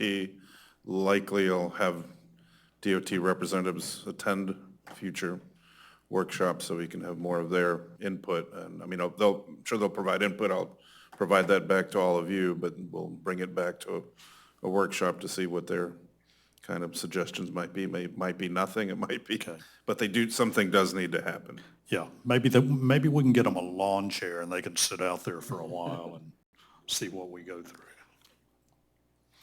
Okay, anyone else? Is there any public comment on this? Yes, sir. We need one of those high bar stools to sit at the dais or at the podium, so you can just stay up there. Larry Roloffs, 150th Avenue. One of the thoughts that we hope could come out of this workshop was maybe the creation of a task force. We're not going to solve an FDOT problem here tonight. No. We can do this for hours and nothing will come out of it. But if we got the right people with the right knowledge and maybe propose to FDOT a couple of scenarios that they could consider, because the last time we met with them, they were just hard over. We need 3 fatalities. We've had 1 so far. And as I told Doug, we're looking for volunteers for 2 more. So. I can get you a list. I got some too. But anyway, we would like you to consider possibly the establishment of a task force, maybe work this thing a little bit more thoroughly. And then, as Robin said, then we might be better prepared to address FDOT. Otherwise, we'll have just one of these kind of conversations we had before. So just the idea. I can go through that intersection thing, but I think it's self-explanatory. There's 9 challenges when you come out of our driveway. The cars down at the bottom. The first challenge is bicycles going down the sidewalk. Boy, they are flying. That could be an accident right there. Then you got the 2 eastbound lanes, westbound lanes, the left turn, people making U-turns, as you've already said already, trying to get over to Madeira Way. You've got people that actually turn left toward our driveway, but they don't go into our driveway. They go down to the school because they found a shortcut to bypass all the cars lined up at the Doomy left turn. And they're out like 2-3 blocks on school days. So it's all of this, and then number 7 up there at the top, you've got the 2 condos coming out. They're faced with the same challenge that we are. And we can be sitting there for 5 minutes, and some guy in number 5 there comes in, he's got the right of way. You've got to wait for him to make his U-turn or left turn. Same way with number 6 up there. So you can see we got some old people who have a little bit hard time trying to analyze and digest all this in seconds. So that's it. Thank you. So, thank you. Anyone else? Love the idea of a task force. I think that's a great idea. Yeah. And Commissioner Hudson's going to be free here in a couple of weeks, so I can see him leading the way on this. And I actually wonder if we even need a center median in there, or if that whole inside should be a turn lane. John Lipa, 399 150th. I do want the commissioners and the mayor to know that it's just not us in Madeira Way or Madeira Cove that want this. One of the big developers in Madeira Beach also wants it. He and I have been talking about this for a long time. He called me 3 weeks ago when we almost had, I said, Bill, here's what happened at this intersection today. We almost had a number 2 fatality. He says, we got to get that light moved or changed or something.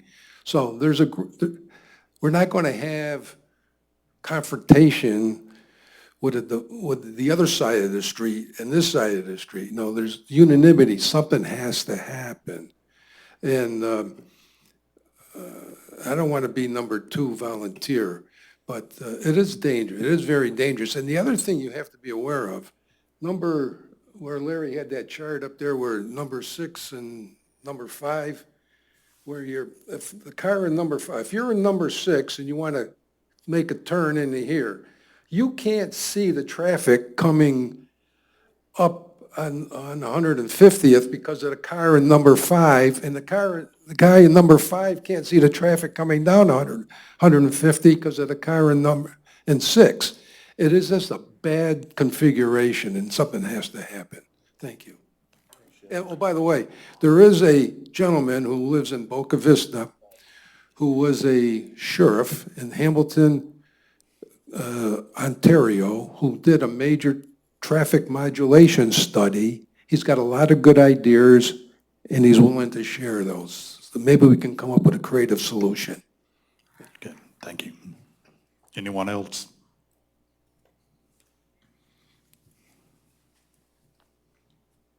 Bill Gay, 423 150th Avenue. This has been a great discussion.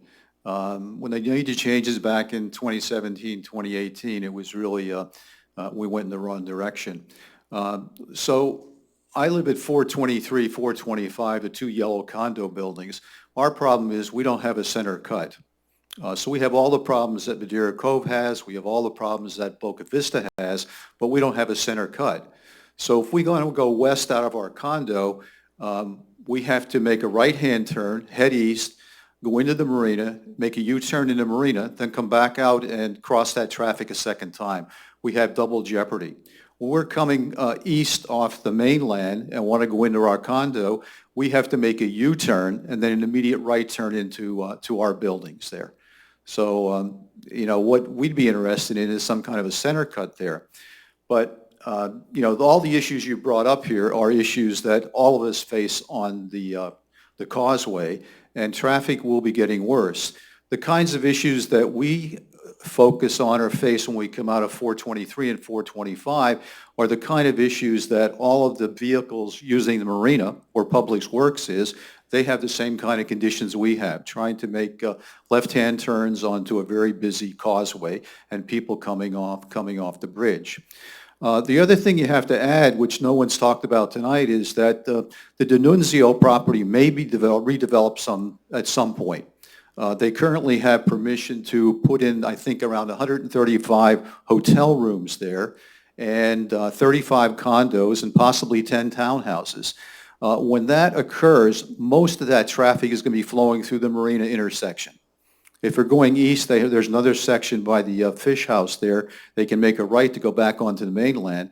But all of the traffic that's going west is going to be coming through the Marina entrance. So whatever you do in terms of moving forward on this, that has to be taken into consideration.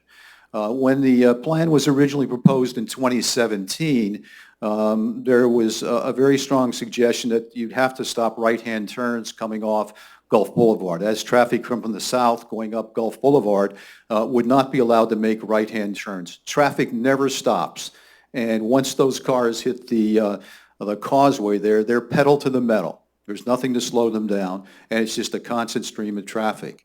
I will tell you that I do walk downtown a good bit, and the walk light, it kind of changes when it wants to change. So you push the button, it could be 15, 20 seconds, it could be a couple of minutes. It's just not working probably the way that it should be working. So the idea of a task force and citizen participation in this, there is need to collect a fair amount of data about what's going on over there and also forecasting what will happen as more and more buildings takes place on the causeway. Thank you.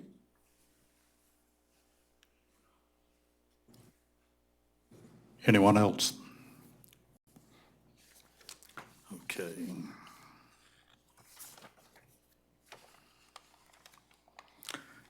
Next is dogs on the beach. Mayor and Commission, again, we continue to address the issue of some of our ordinances and the enforcement component. This one specifically related to the leave no trace, that includes no animals are allowed, reptiles, et cetera, from our sand, our beach. We've continued to hear concerns from at least a few residents, and so we're looking at what other methods, what else we can do, including larger additional signage, more prominent. I think Megan has the newest sign that we have placed, and it's in the packet of these the beach rules. We have installed these that's a bigger size one. No, this is a smaller one. The smaller one. We're getting bigger ones. This is the smaller one that is directly for the condos to place, which there are some at condos. The ones that we have placed at the beach accesses are much, much larger than these. Got it. I didn't measure the sign, I forgot. You know, it might be good to have those at the pay stations also, right at the pay The station kiosks, the parking kiosks. It's good. for Archibald and at least for Archibald and Johns Pass beach parking. You could probably do it even at the smaller ones, but they've got to go up there to pay for parking, so they can't say they didn't see it.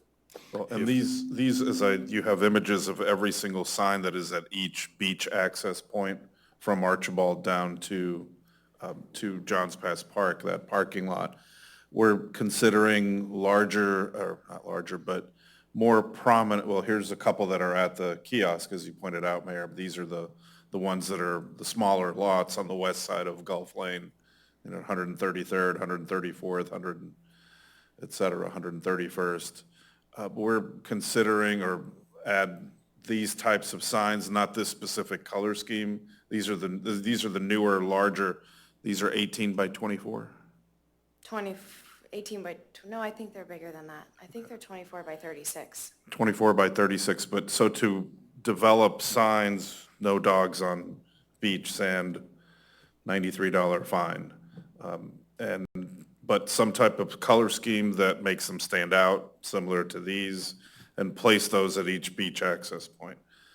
That way you can't say you didn't, just as people can't say I didn't know I had to pay to to park. These are very prominently now placed, visible at every single entrance to every single one of our parking areas, including 129th into the village and 130th, and also off of Pelican Lane as you're entering Village Boulevard, or about to cross Village Boulevard. So this is also what can be added. In addition, we can, one other idea was to mail, and I think it came from Commissioner Tagliarini, who's provided a handout, that we can also mail a reminder to every single resident. Some of our apparent folks that are taking the dogs onto the sand are residents, and therefore just reminding every single resident what the city ordinance is, and begin to fine folks if we see them. Our process with the deputies has been to issue warnings, ask the individuals to leave. Well, they have to ask, is it a service animal, et cetera. I think they asked 2 questions specifically. Is it a service animal? And then What service does it provide? what service does it provide? Thank you. So those are the things that we can add. We will be adding some additional patrols. I met with Captain Liner earlier today. He's the Pinellas County Sheriff's captain that oversees our agreement, as well as a few other cities, and requested additional patrols on the sand and also Gulf Lane.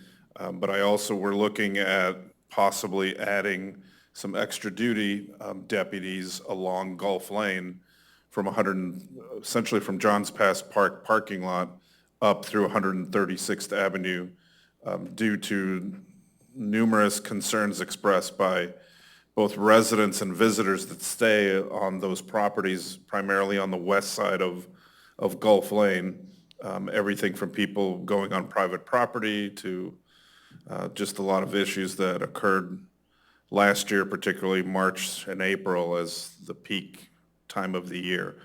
So we're looking at doing that, to have dedicated deputies and for just patrolling that area. And again, making sure that people stay on the public access points and they don't wander onto private property. We've discussed the possibility of in the future adding a bathroom somewhere in that area. Currently, we have public bathrooms at Johns Pass Park. The next public bathroom is not until you get to Kitty Stewart Park at 140.5 Avenue.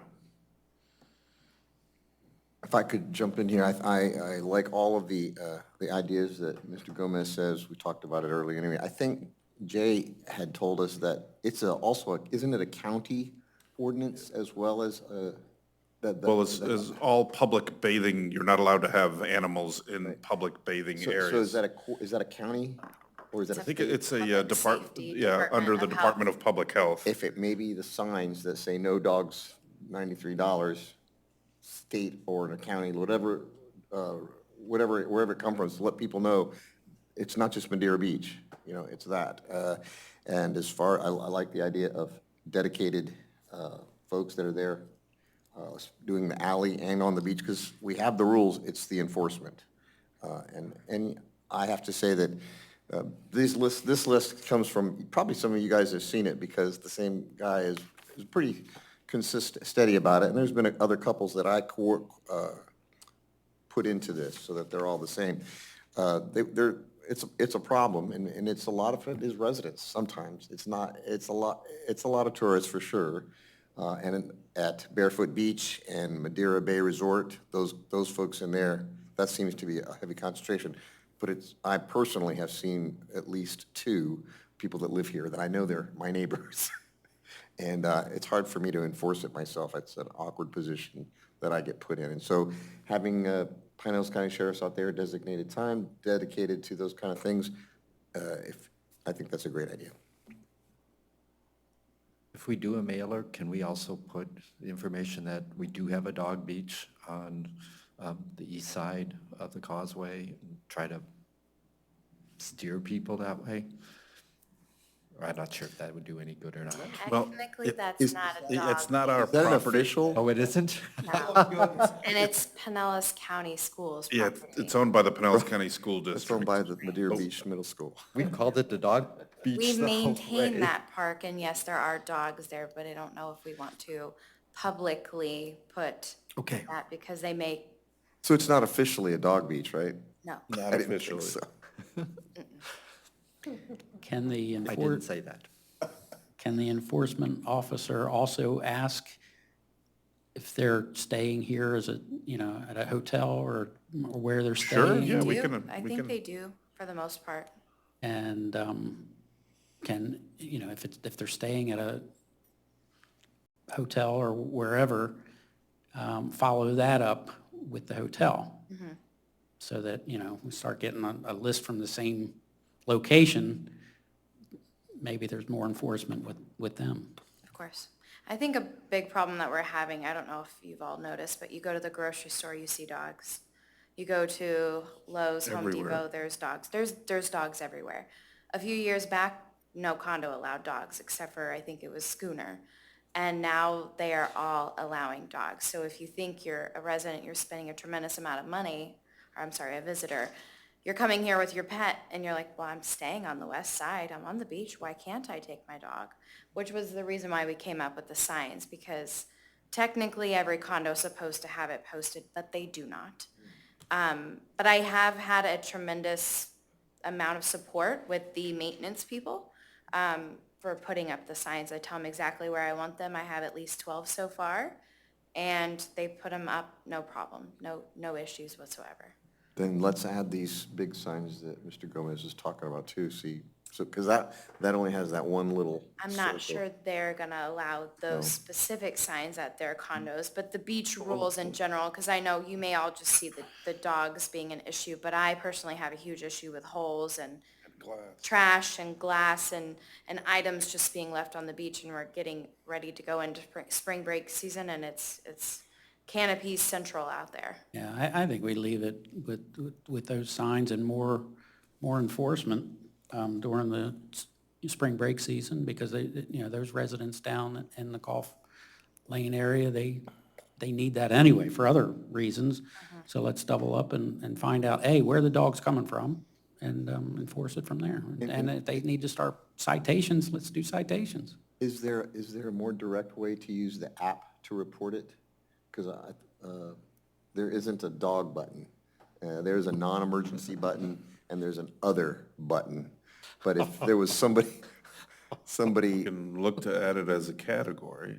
and then who would monitor it? I guess it would have to be the Be sheriffs, one of the whoever's on duty. Yes, well, it would go as part of like a code enforcement, Code enforcement. because that's really what it's a code issue. enforcement.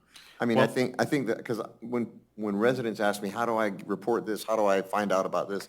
I've really been pushing people towards the app, because I think it's a great reference. That's a great tool. And maybe we add a dog button or a beach ordinances, so that they could also report other things. So beach ordinances, beach issues, maybe. Well, and the only, to me, from the one instance I had where I approached someone that had a dog on the beach, he was a Madeira Beach resident, and he just didn't care. And unfortunately, I'm afraid we've got to start citing these people, because that's the only thing that's going to get their attention. I mean, it's getting out there that our parking profit manager is helping us on the parking issues. It's getting out there that if you don't pay for parking in Madeira Beach, you're going to get a ticket. And I truly think that's the only way we're going to stop dogs on the beach, because is enforcement. They do know that they're doing wrong, Yeah. might I say, because when we're driving down the beach or working on the beach and we see a dog, we immediately report it, but they don't even look at us or just act like pick up their dog. So they do know. Well, I said something to, like I say, I said something to a resident. He says, I know it's against the rules. I don't care. I get home in the afternoon, I want to take my dog out. I'm taking him out on the beach. And that was just his attitude.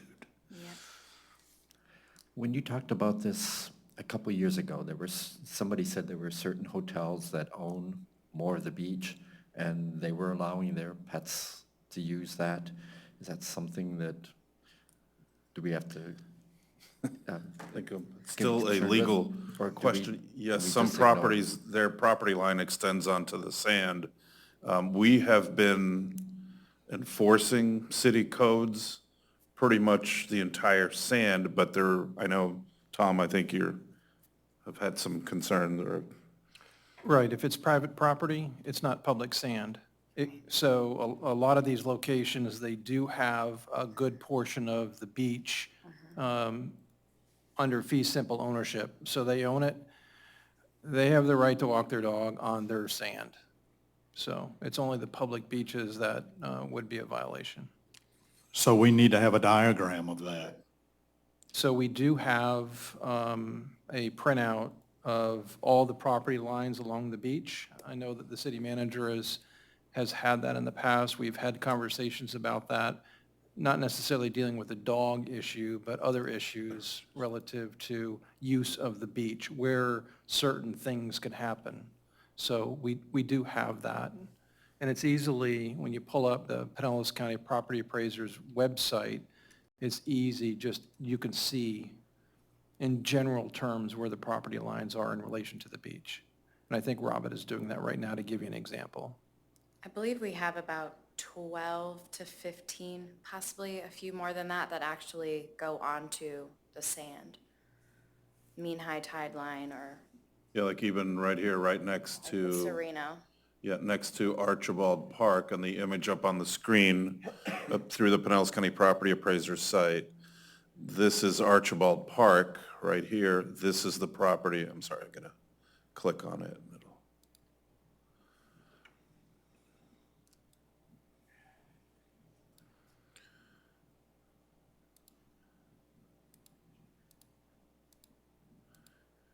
Again, in the image, the green is the adjacent property to the north of Archibald Park. It is a private property, and their property line does extend to the mean high water line. So if there is, per Tom's comments, we would, and I think our deputies do follow that we cannot enforce on that section of the sand, because it is private property. So Idea of how many of them actually do that? Yeah, here's another one. There's another one. Oops, well, let me. There's not many that go all the way down to the mean high tide line. So we need to probably, this is off subject, but we probably need to get them to sign us a right-of-way for groins and whatnot. Even our tractors going along there. The tractor stays on the water line, maybe just a little bit east of the water line. We just do the rec line. The only place where we do the whole entire park is at our city parks, Archibald, Kitty Stewart, Johns Pass Park. But the private tractor companies do the private properties. Okay.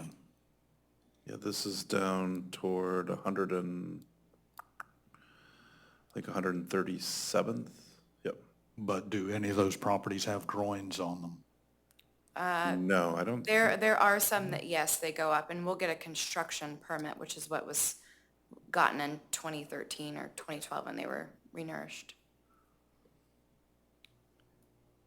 The lawyers call it a temporary ingress, egress easement, or temporary construction easement. They're worded a couple of different ways, but it allows us to go in to use across properties with an obligation to return the property back to the appearance that it was prior to our use of it.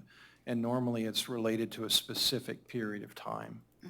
So I know communities north of us are having problems with that on getting right-of-ways, easements for beach nourishment. Some of the homeowners won't give it to them, so it's jeopardizing whether or not they will get beach nourishment. And there is a difference between right-of-way easement and then a temporary construction easement. A right-of-way or a permanent easement would last from now in perpetuity. These temporary easements are just for the period of time that we're in there doing the construction. So I can see that if you're giving away a bundle, one part of the bundle of your rights as a landowner, and you're not getting it back, and you're not getting paid for it, people will question that, giving up your property or a portion of your property, so. The image up on the screen is the image on the screen is the Barefoot Beach Resort, and their property line goes down to the mean high water line. And I believe they're dog-friendly. I think that's, a lot of the properties are, quote, dog-friendly. We are a dog-friendly city in many tourist publications and just information that's out there, meaning we allow you to, we can allow, for example, restaurants that have outdoor patios where you can have your dog outside on the patio. But that's some good and the bad of being considered a dog-friendly is, as Megan stated, now people take their dog everywhere, and that includes when you go on vacation. But wouldn't the county ordinance supersede that since it's public bathing? The county ordinance does not control what goes on within the city of Madeira Beach. City of Madeira Beach ordinances control what goes on in here. There may be a state regulation or state statute that preempts the city's ordinance, but the county, no, unless it's a county park, and then that comes into play. But otherwise, So you said it was a safety or health issue? It's a safety or health. I'm not sure if that's a state statute. it would be state. It's a state statute for pools, for example, Jay, that you can't have, and in a public bathing to include a public pool, or like our splash pad. So we dealt with this specifically with the splash pad, and we were informed that they're not allowed near bathing areas, which is why it has to be on the signage for the splash pad. We learned this because just like dogs on the beach, our residents and visitors were taking their dogs into the splash pad that the children play in, and we had to drain it every time they did that. So, Then in that case, wouldn't the state rule supersede their property? Because since it is public, the beach, the swimming area. So more than likely, I haven't read the particular provision that you're talking about, but if it is a state statute, more than likely it preempts.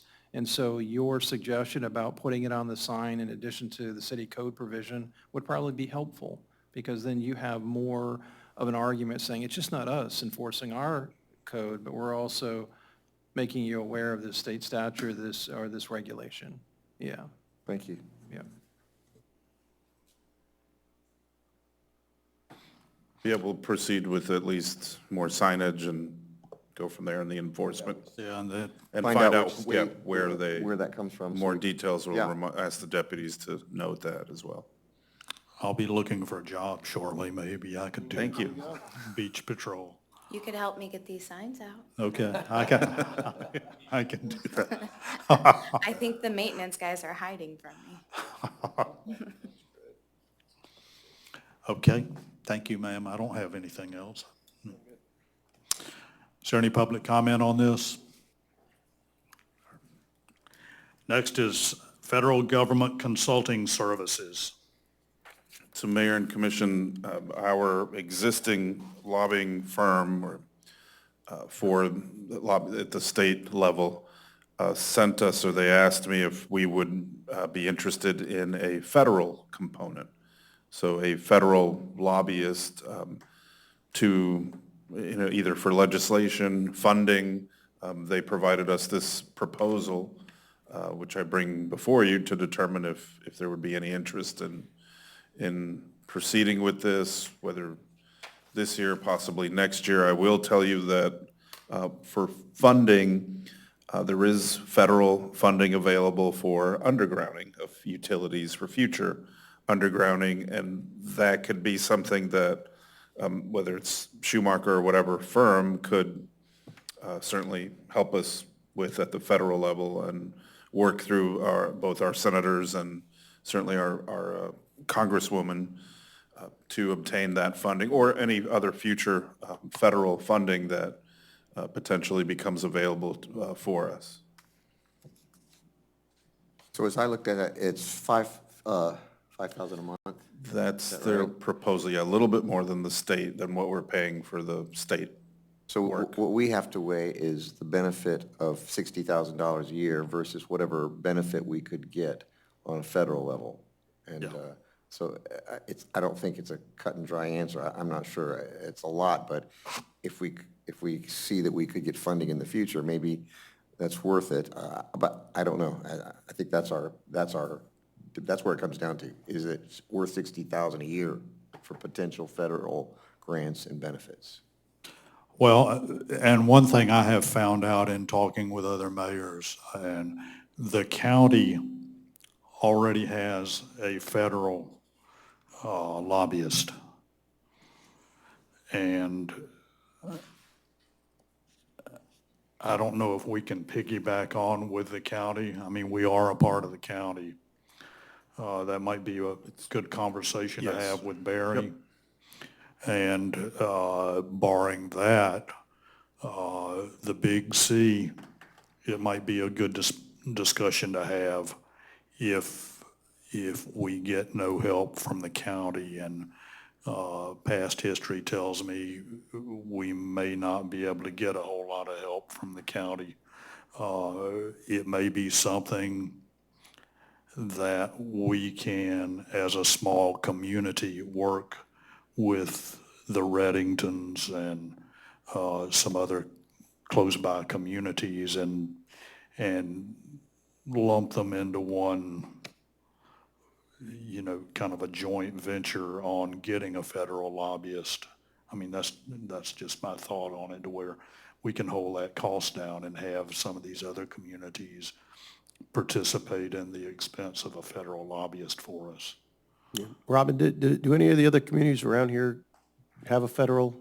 Not to my knowledge. Yeah, then I love the mayor's idea. I think, if we were one of 10 paying $500 a month, I could see doing that. That would be kind of cool, and seeing what transpired from it. But throwing 60 grand at it just to see what's there, and nobody else is doing it, maybe that's an advantage, but I don't know if we have $60,000 just to throw out the door and just try to see if there's I reached out to Treasure Island and St. Pete Beach commissioners. Neither of them do. They don't do it, right? So, I mean, yeah, and most of those federal grants take a while to develop, right? This isn't like a one-year thing to see how it goes. No, we're probably looking at a 3-year type of commitment. And again, but what we're looking into the future, but as I mentioned already, particularly the undergrounding, could be very, very beneficial to have that. But I like the multiple city approach, because I'm sure they would like to participate in undergrounding other than Gulf Boulevard as well, so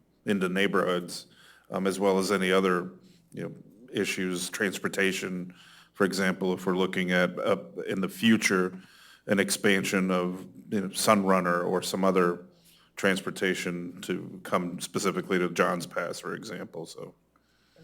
Well, and the hardening of the beaches and even Johns Pass. The key to Johns Pass is the Corps of Engineers. And that would take a federal lobbyist to really push that. And the Big C, some of the mayors are getting together now and pushing the issue and trying to push it with the Corps. So this might be an ideal time to talk to them regarding lobbyists for the federal level on being able to get our word out there on beach nourishment and hardening of the cities, the undergrounding, the other things that we'll need to do to start preparing for sea level rise. Yeah, I was going to add that it is pretty rare for a city this size to have, pretty much in this area, Clearwater and St. Petersburg, and have had federal lobbyists, so smaller cities, it is pretty rare. However, not unheard of, but again, as you stated earlier, Mayor, sharing with other cities, I think would be beneficial, or something to consider, and we'll bring it up to the next Big C meeting, or future Big C meeting. Problem with sharing with other cities is we may not have the same wants or needs. Well, the things I've seen, the undergrounding of the utilities, common to all of us.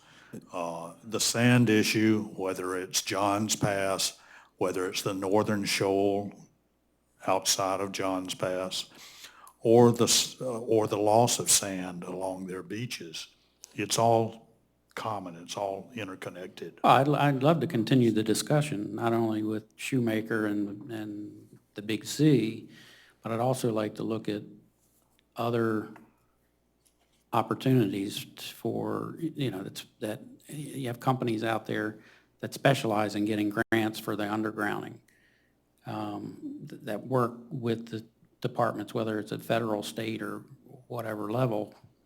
And that's a big thing as far as I'm concerned, and I just want to make sure that we're spending our money wisely on the best bang for our buck for getting the undergrounding. Now, the mayor brings up a great point about the sand, so that would be totally different. I'd like to continue the discussion and try to come up with a consensus on best move, but I definitely think we need some sort of representative at the federal level, I think. And Commissioner, to your point about working with other cities, I think we would come up with common topics that would be beneficial, just as the two that were stated, but I think that's the only really reasonable way to proceed, is let's pick up 2, 3, 4 main issues that we would all look to receive some sort of benefit from, and then pursue those collectively if that's how we choose to proceed. Yeah. Or the other idea, sorry, go ahead. No, I was going to, just a wisecrack, like Oh. protecting our seagrass so that the boats slow down. Or if there was an ad hoc way of doing it, where we have one project or something that we say, instead of just a continuing monthly payment, we go, what would it cost to do this? Yes. Yeah, they didn't provide that, but I can certainly ask. Okay. Anyone else? Is there any public comment on this? Having no public comment, Mayor? yes. On the, I wanted a confirmation on the special meeting that we're having on March the 22nd for the swearing-in ceremony and the plaque presentation. I wanted to start it a little earlier than 5 so that we can have a reception following before the workshop meeting, perhaps at 4:30 instead of 5. Wouldn't it be at 6, not 5? Well, the Or we- workshop is at 6, and we was doing the special meeting for the swearing-in ceremony and the plaque At presentation. 5? So you want to do it at 4:30? Yes. Suits me. And that gives a good hour for the ceremony and family and whoever's going to be here. Okay. So that would be a special meeting, March the 22nd, to begin at 4:30, to have the oath, swearing in, et cetera, and then have a reception prior to the 6 p.m. regularly scheduled workshop.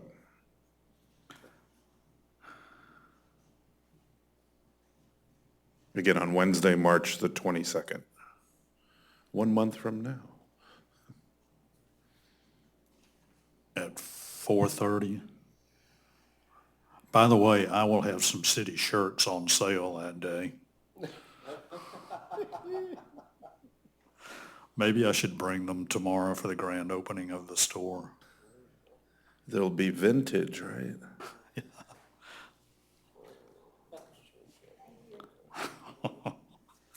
Okay. And they come with extra knowledge. Yeah, it'll be in the shirt pocket. And Mayor, the final item that we added for fireworks. Oh, I'm sorry. It's on this new list we got. You're right. Okay. Fireworks, Jay.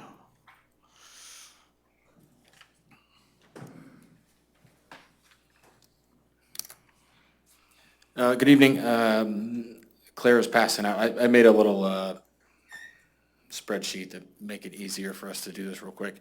We had an RFP out for fireworks for the 4 different shows we were looking at that were discussed at the previous workshop. We received 4 responses back, and I've got them really in no particular order, but I do have information there that kind of sums up everything. Particularly, the information that we got back from them was essentially how much it would cost us, the number of shells they were going to fire, and then the approximate time for the displays. The first three you see across there provided essentially all of that information. The fourth one did not. We told them, quote us the way that you would quote if I called and said, because I didn't want to put them through this, get them out of their norm. Quote us how you would quote us if we just called you off the street. So this is the information we provided. Those first three quotes from left to right were provided the information similar to the previous vendor that we used. We did not receive a bid from our previous vendor because they had discontinued operation in this area. Their main staff members having health issues, and they just moved their office back to Miami and all this other stuff. So of those options, looking at the first two, that master pyro display and the explosive touch were probably the two that we saw the most, I guess, responsive and most realistic, options. And from a staff perspective, I think the master pyro display might be the best one for that. They did provide us a location for fundamental school and 200 Rex Place. They gave them the option to do one or none, one or both for the 4th of July, 3rd of July. You do see the budget at the very bottom is $35,000 versus the 40. You do see more, shells. And then some, previous experience with Mr. Andrews at the rec center. That explosive touch option did have a handful of larger shells. I know that was a discussion we had done probably 7-8 years ago, but it was a minimal difference as far as the way that goes. So looking at that, I think the option probably would be that first column, if that was something that you guys were open to. Again, I know this doesn't really, their bids kind of go into like the types of fireworks. I couldn't tell you. They had names and all this other stuff. And I always think about that Joe Dirt scene where he lists all the random firework types. But anyway, I don't really know what each one of those was, so I didn't want to put those in front of you and we all sit here and be confused together. These were the numbers, the shell count, and the time of each of the shows that we got. And I think in the RFP, we mentioned that there was a contract. We could either do it the 1 year with extension, all this other stuff. I think seeing the response that we got with this, it might be worth it to just roll forward with the single year and then go from there. If we like them, then we can reach out to them about doing subsequent years, or I'll have to word it properly in the initial one. But Yeah. Were you familiar with these folks? So the explosive touch, the second one, is actually the reference that we got from the company that we normally use. They said that they're typically a subcontractor, but we haven't used them. I looked at reviews from as many of these as I could. There was always one show that everybody complained about with one company, but for the most part, they did what they said they were going to do, and they blew stuff up. So Okay. safely. They've all been around a while then, Yeah. like Well, and Master looking at Pyro. without putting all the types of fireworks and all that stuff in front of you guys, looking at the Master Pyro, it seemed more of like a show than the other one was just shoot stuff up and it explodes. So I think there was a little more like interactive, for lack of better terms, with the Master Pyro. But again, without having them out here and doing a show for us each individually, which we thought about would be pretty cool. Be a unique RFP process, but Yeah, that's, I see also the difference between doing it at Rex Place and doing it at the school, a lot more shots. right. And the only concern I have with that is 6,000 mortars off of the pier. We may not have space.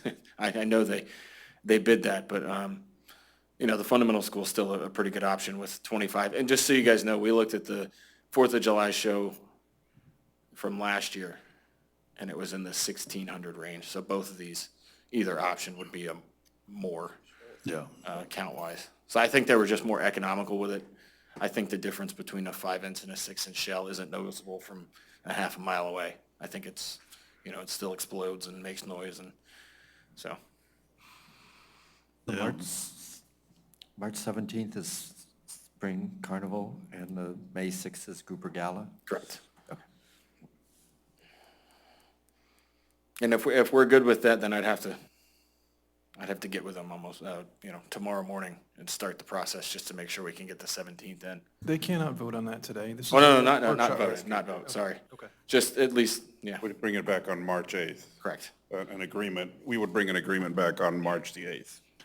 sorry. Can we get a consensus to vote on it, Tom? Is that okay? So your rules, So that, your rules provide that.